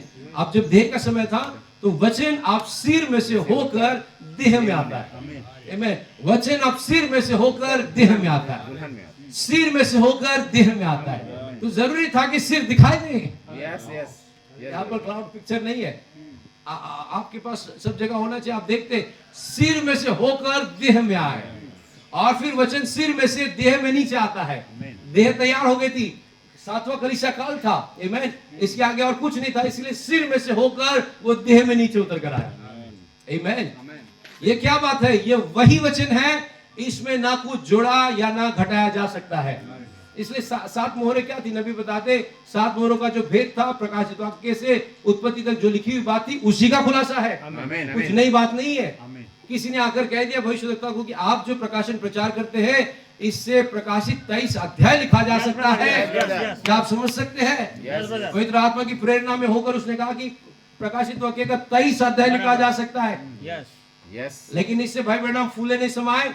उन्होंने कहा ऐसा नहीं हो सकता, क्योंकि इसमें ना कुछ जोड़ा जा सकता है और ना घटाया जा सकता है। इसलिए 7 मोहरें कुछ बाहर का प्रकाशन नहीं है, उत्पत्ति से लेकर प्रकाशित वाक्य तक भेद भरी बातों का ही खुलासा 7 मोहरें है। यस ब्रदर क्योंकि मोहर क्या दिखाता है? भविष्यवक्ता ने बताया फासला संदेश के अंदर मोहरे क्या दिखाता है? मोहर का अर्थ होता है ओनरशिप, स्वामित्व। स्वामित्व और मोहर कब लगती है? जब सब कुछ कंप्लीट कंप्लीट होता है, तब मोहर लगती है। Yes brother. यस और उन्होंने उदाहरण दिया कि जो ट्रेन के अंदर डिब्बे होते हैं, Yes. और मालगाड़ी जो होती है, गुड्स कैरियर, उसमें जो सामान रखा जाता है और जो इंस्पेक्टर होता है, जो सील लगाने वाला उस कंपनी का, तो वो पहले आकर चेक करेगा कि उनकी जो नियम है उस नियम रूल्स के अनुसार वो गाड़ी ठीक से भरी हुई है या नहीं, क्योंकि उसको जो डेस्टिनेशन तक जाना है वहां तक कोई सामान बीच में टूटना फूटना नहीं चाहिए। अगर फूटेगा और टूटेगा तो उस कंपनी को भरपाई देनी होगी, कंपनी को देना पड़ेगा। इसलिए वो चेक करता है कि हमारे नियम के मुताबिक आपने ठीक से इसे भरा है या नहीं, और अगर भरा हुआ होगा तो आखिरी में वो सील लगाता है। और सील लगाता है तो सील का अर्थ क्या है कि मैंने सील लगाई है, यानी कि अंदर सब कुछ ठीक ठाक है, आप ये गाड़ी सीधा सीधा अपने गंतव्य स्थान तक पहुंच सकती है। सील कब लगता है? सील कब लगता है? मोहर कब लगती है? अंत में लगता है। और इसलिए अंत समय के भविष्यवक्ता है, उसी समय तो मोहरों का खुलासा होना चाहिए था, क्योंकि मोहर क्या दिखाता है? काम पूरा हो गया। सातवें दूत के शब्द देने के दिनों में जब वो तुरई फूकने पर होगा तो सारे दूत वेद पूरे होंगे। Seal signifies that it is complete, work is complete. मोहर इस बात को दर्शाता है कि काम पूरा हो गया है। काम पूरा हुआ। दूसरा क्या दिखाता है? ओनरशिप दिखाता है, स्वामित्व दिखाता है कि वो मोहर लगाई, उस मोहर को किसी के अंदर ये ताकत नहीं है कि उस मोहर को तोड़े। वो दिखाता है कि ओनरशिप ये हमारी कंपनी का है, हमारे कंपनी का सील लगा है, हमारे कंपनी का नाम है, ओनरशिप दिखाता है। आमीन। जब आपकी मोहर लगती है तो आपके ऊपर ओनरशिप प्रभु यीशु मसीह की है, आपका स्वामित्व वो है। इसलिए भविष्यवक्ता कहते हैं आप उसे उद्धारकर्ता के रूप में ग्रहण करते हैं, अच्छी बात है, लेकिन आप अपने आप में उसको स्वामी होने नहीं देते, आप उसे प्रभुता करने नहीं देते। आप कहते हैं कि प्रभु मुझे नरक से बचा, मेरा उद्धारकर्ता बन, लेकिन मुझ पे प्रभुता मत कर। लेकिन वो चाहता है कि आपका प्रभु बने, आप पे प्रभुता करे। हालेलुया। और हम प्रेम में मसीह उसके गुलाम है। इस बात को भविष्यवक्ता ने कहा, उसके प्रेम के हम गुलाम हैं। वो हम पर प्रभुता करना चाहता है, हमसे उद्धारकर्ता के रूप में न ले, लेकिन प्रभुता करने के प्रभु के रूप में ले, स्वामित्व के रूप में। इसलिए सील क्या दिखाता है? ओनरशिप को दिखाता है, स्वामित्व को दिखाता है। तीसरी बात, हर बात देखिए तीन सिद्ध करता है। और तीसरी बात है कि सील जो है वो सिक्योरिटी को दिखाता है, सुरक्षा को दिखाता है। अगर सील लगी है तो वो सिक्योर्ड है, उस डब्बे में कोई छेड़छाड़ नहीं कर सकता, क्योंकि वो काम पूरा हो गया है, सील लग चुकी है, अब सीधा गंतव्य स्थान तक चले जाएगा। 4:30 में क्या छुटकारे के दिन तक तुम पर पवित्र आत्मा की छाप दी गई है। कब तक छुटकारे का दिन? छुटकारे का दिन कौन सा है? भविष्यवक्ता कहते हैं जब छुटकारे की किताब का खुलासा हुआ। आमीन। छुटकारे के दिन तक तुम पर मोहर दी गई है, छाप दी गई है। हालेलुया। फिर सिर में से होकर वो देह में आता है। ये क्या बात है? ये वही वचन है, इसमें ना कुछ जोड़ा जा सकता है ना घटाया जा सकता है, अर्थात वही वचन सिर में आता है। जैसे कि दिन समाप्त होने लगता है, नीचे देह में आता है। 2000 साल पहले वही वचन देहधारी हुआ था सिर में, 2000 साल के बाद वही वचन देहधारी हुआ देह में, क्योंकि उसने प्रकाशित 1:8 में कहा मैं ही अल्फा हूं और मैं ही ओमेगा हूं। हालेलुया। जैसे कि दिन समाप्त होने लगता है, जैसे कि सांझ का समय आता है, हमने कल सांझ के समय का संदेश सुना, जैसे कि दिन समाप्त होने लगता है, नीचे वो वचन देह में आता है, नीचे देह में आता है। इस बात को प्रमाणित कर रहा है कि वे दोनों एक है, फिर से आदम की वाटिका में जाने के लिए तैयार है। आपसे वे दो नहीं बल्कि एक होंगे। और संत पौलुस कहते हैं कि ये भेद बड़ा है। यहाँ पर मैं पति और पत्नी की बात नहीं कर रहा हूँ, यहाँ पर मसीह और उसकी दुल्हन की बातें कर रहा हूं। आमीन।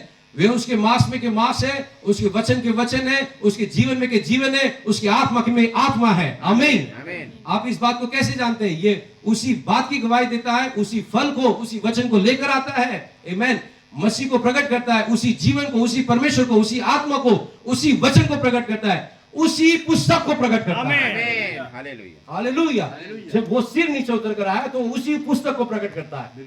हालेलुया। आमीन। उन्हीं चिन्हों को जो कार्य मैं करता हूं वो तुम भी करोगे और उनसे बढ़कर करोगे। आमीन। यूहन्ना 14:12 क्या था? शीर्षता नीचे उतर आइए अपने देह में उसी कामों को करने के लिए। हालेलुया। और आप ये मत कहिए कि ब्रदर हम हड्डियां, हम कैसे? नहीं, उसने कहा क्या हड्डियां जिंदा हो सकती है? हाँ प्रभु आप जानते हैं। आमीन। प्रभु आप जानते हैं हमारे अंदर हमारी कोई लियाकत नहीं है, कोई अच्छी बातें नहीं है, लेकिन परमेश्वर अगर चाहे तो जरूर वो इस देह को खड़ा कर सकता है। उसने खड़ा किया। जो वचन सिर में आया था, भविष्यवक्ता कहते हैं वही वचन देह में आया। आमीन। मैं समाप्त करने को ध्यान दे। प्रकट किया गया वचन जो कि उसकी देह में है, वही उसका विजय है। आमेन। अब मैं समाप्त करूं और इस बात पे ध्यान दीजिए। प्रकट किया गया वचन, आमेन, इसलिए हम बार बार इस बात पर ध्यान देते हैं। प्रकट किया गया वचन, रिवील्ड वचन, यस यस प्रकट किया गया वचन, ये वचन है। और हमारे पास जो मैसेज है वो प्रकट किया हुआ वचन। आमेन। यस क्या हम समझे? Yes brother. ये परमेश्वर का वचन है और हमारे पास मैसेज है वो प्रकट किया हुआ वचन है। आमेन। इसलिए 596 में कहते हैं नबी, प्रकट किया गया वचन जो कि उसकी देह में है वही उसका विजय है। आमेन। हालेलुया। और उसकी मृत्यु का कारण भी है। वो किस लिए मरा? ताकि वो अपनी देह में दिखाई दे। आमेन। उस दिन तुम जानोगे कि मैं पिता में, तुम मुझ में और मैं तुम में। हालेलुया। समझे? वो मृत्यु आत्मा में नहीं, जब उसकी मृत्यु हुई तो वो आत्मा में नहीं मरा, वो देह में मरा। सही सही आत्मा में नहीं मरा, उसकी देह मरी। दे मरी वचन देहधारी हुआ था सही। और वो देह मरी। जब वो मरा तो वो केवल देह में मरा, उसकी आत्मा अधोलोक में गई यस। और उन प्राणों को जाकर प्रचार किया जो कैद में थे। कैद में थे यस आमेन। सही। ठीक बात है। यस। ठीक है हालेलुया। उसकी देह केवल मरी, तब फिर उसने उसको फिर से उसको जी उठाया और जिला उठाया। आमीन आमेन। क्या आप इसमें कुछ बातों को देख पा रहे हैं? उसकी सिर्फ देह मरी और देह इसलिए मरी क्योंकि वो देह को जिलाना चाहता था। Yes yes brother yes brother. इसलिए मैं यूहन्ना 1:14 को जिक्र कर रहा हूँ। वचन देहधारी हुआ था और देह मरी। दे मरी देह मरी और उसने देह को 3 दिन के भीतर फिर से जिलाया, इस बात को दिखाने के लिए कि उसकी देह जो कि दुल्हन है उसको वो अपनी आत्मा के द्वारा जिलाने वाला है। हालेलुया। उसकी देह को, आमेन। आमेन। इसलिए वो उसकी आत्मा नहीं मरी, उसकी देह मरी। वो प्राणों को जाके अधोलोक में प्रचार कर रहा था जो कैद में थे, लेकिन उसने अपनी देह को फिर से जिलाया। इसलिए उसने कहा ना, इस मंदिर को ढा दो। Yes yes yes. आमीन। वो स्वयं उस बात को करने के लिए आ रहा, इसको तुम ढा दो और मैं आमेन। हालेलुया 3 दिन में फिर से खड़ा करूंगा। हालेलुया। मैं इसकी हानि भर दूंगा। यस ब्रदर आमीन। उसने अपनी देह को जिंदा करने के द्वारा दिखा दिया कि 7 कलीसिया काल में अपनी देह को मैं फिर से जिंदा करूंगा। यस ब्रदर जो वचन सिर में था वो वचन आप देह में आया है। Yes hallelujah. क्या आप आनंदित है? आमीन। तो फिर उसने उसको फिर से उसको जी उठाया और उस अपनी देह को, यीशु मसीह ने अपनी देह को जिलाया।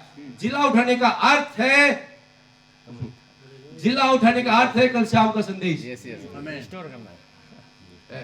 क्विकनिंग पावर कहा है ना Yes. 8:11 में, क्विकनिंग पावर, जिलाने वाली सामर्थ। जिला उठाने का अर्थ है, आप भविष्यद्वक्ता के मुंह से सुन लिए, जीवन में लाना। आमीन आमीन आमीन जिला उठाने का अर्थ है जीवन में लाना।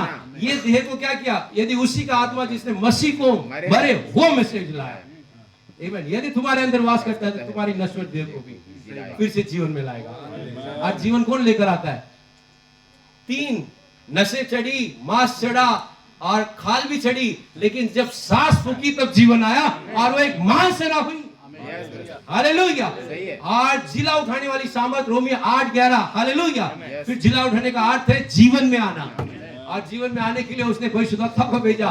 वो मनुष्य का पुत्र स्वयं नीचे उतर कर आया और इसलिए उन्होंने कहा तीसरा खींचा हुआ वचन का खुलासा है, सामर्थ्य परमेश्वर तुम्हारे बीच में बेपर्दा होगा। हालेलुया। उसकी देह जो उसका शरीर था, अच्छा उसका जो शरीर था, हमने सुना वचन देहधारी हुआ, वचन देहधारी हुआ। उसका शरीर क्या था? वचन था। आमीन। Yes. यदि उसका शरीर वचन था जो मर गया और फिर तीसरे दिन जी उठा, तो दुल्हन उसका शरीर है, तो दुल्हन और क्या होगी? वचन होगी। हालेलुया। हालेलुया क्योंकि दुल्हन मसीह का देह है। हालेलुया। उसकी देह उसका शरीर था और वो वचन था, और यही देह कुछ वर्षों तक मृत पड़ा था, परंतु धीरे धीरे मार्टिन के द्वारा सुधार आया और सुधार आते आते पैरों में खड़ी हो गई और आखिरी भविष्यद्वक्ता ने आके उसके अंदर सांस ले, अब वो जीवित खड़ी हो आमीन। गई। वचन हालेलुया। वचन बन आमीन। 2000 साल से परमेश्वर अपनी सर्वोत्तम रचना पर काम कर रहा था। यस ब्रदर सही है 4000 साल से वो अपनी सर्वोत्तम रचना पर काम कर रहा था। आदम की वाटिका में जब पहले आदम के द्वारा मौत आई, उसके द्वारा परमेश्वर ने अपनी सर्वोत्तम रचना प्रभु यीशु मसीह पर काम करना आरंभ किया, और 4000 के साल अपनी सर्वोत्तम रचना को लेकर इस पृथ्वी पर लोगों के सामने लाया।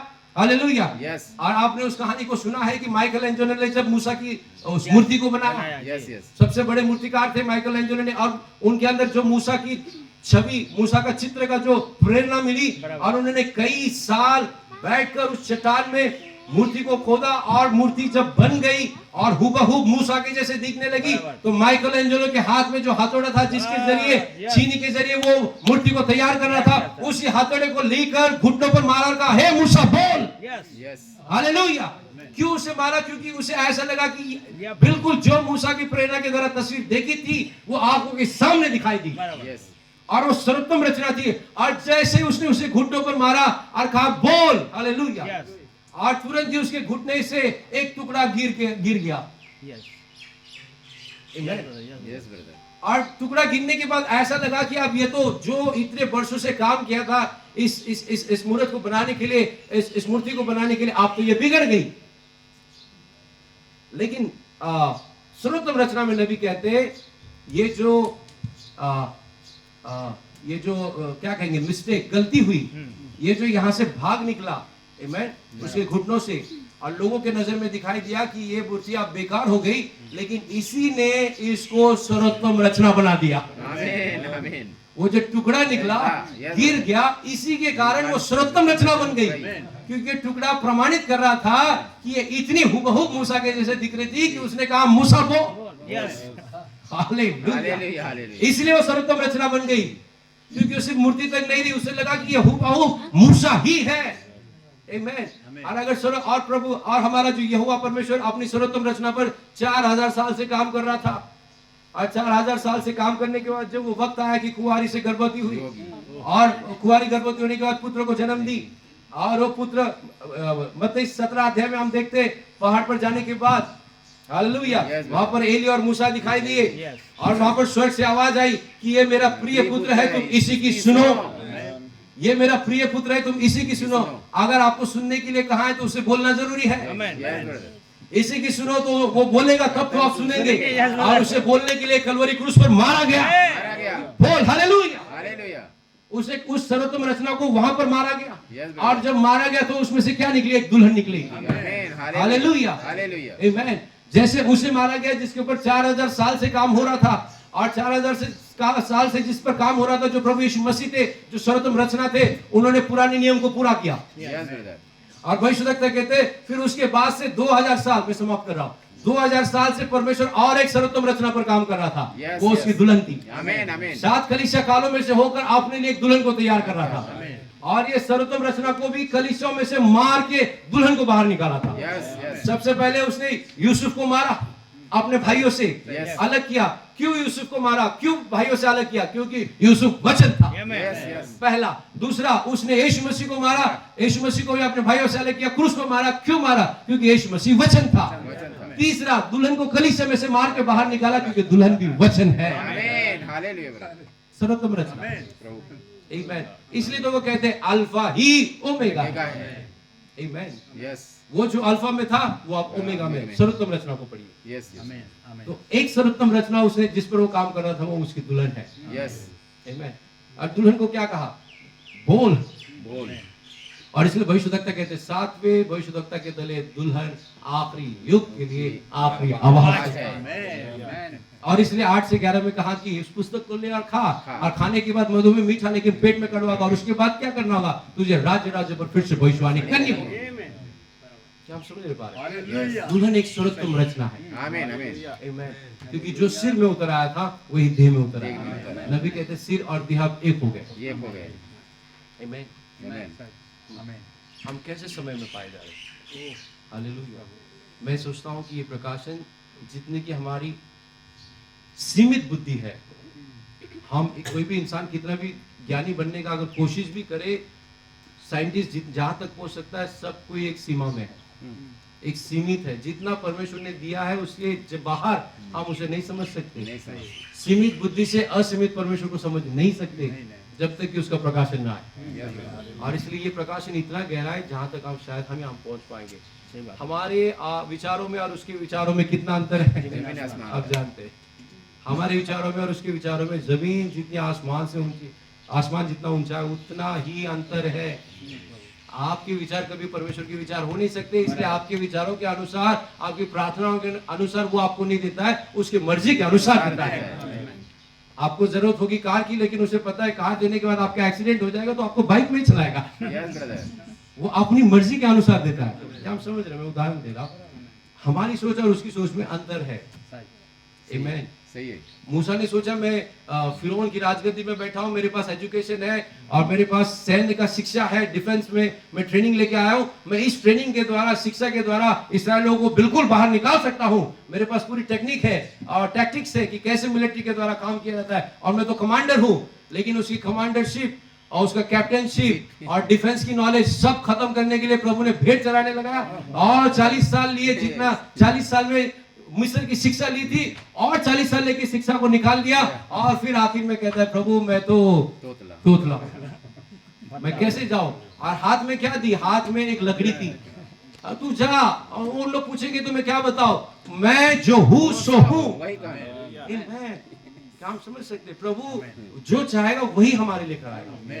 मूसा ने तो कुछ और चाहा था, लेकिन प्रभु ने कुछ और उसके लिए देखा था। इसके लिए भविष्यवक्ता कहते हैं, समाप्ति में कह रहा हूं कि 5 मिनट के काम के लिए वो आपको 50 साल ट्रेनिंग देगा।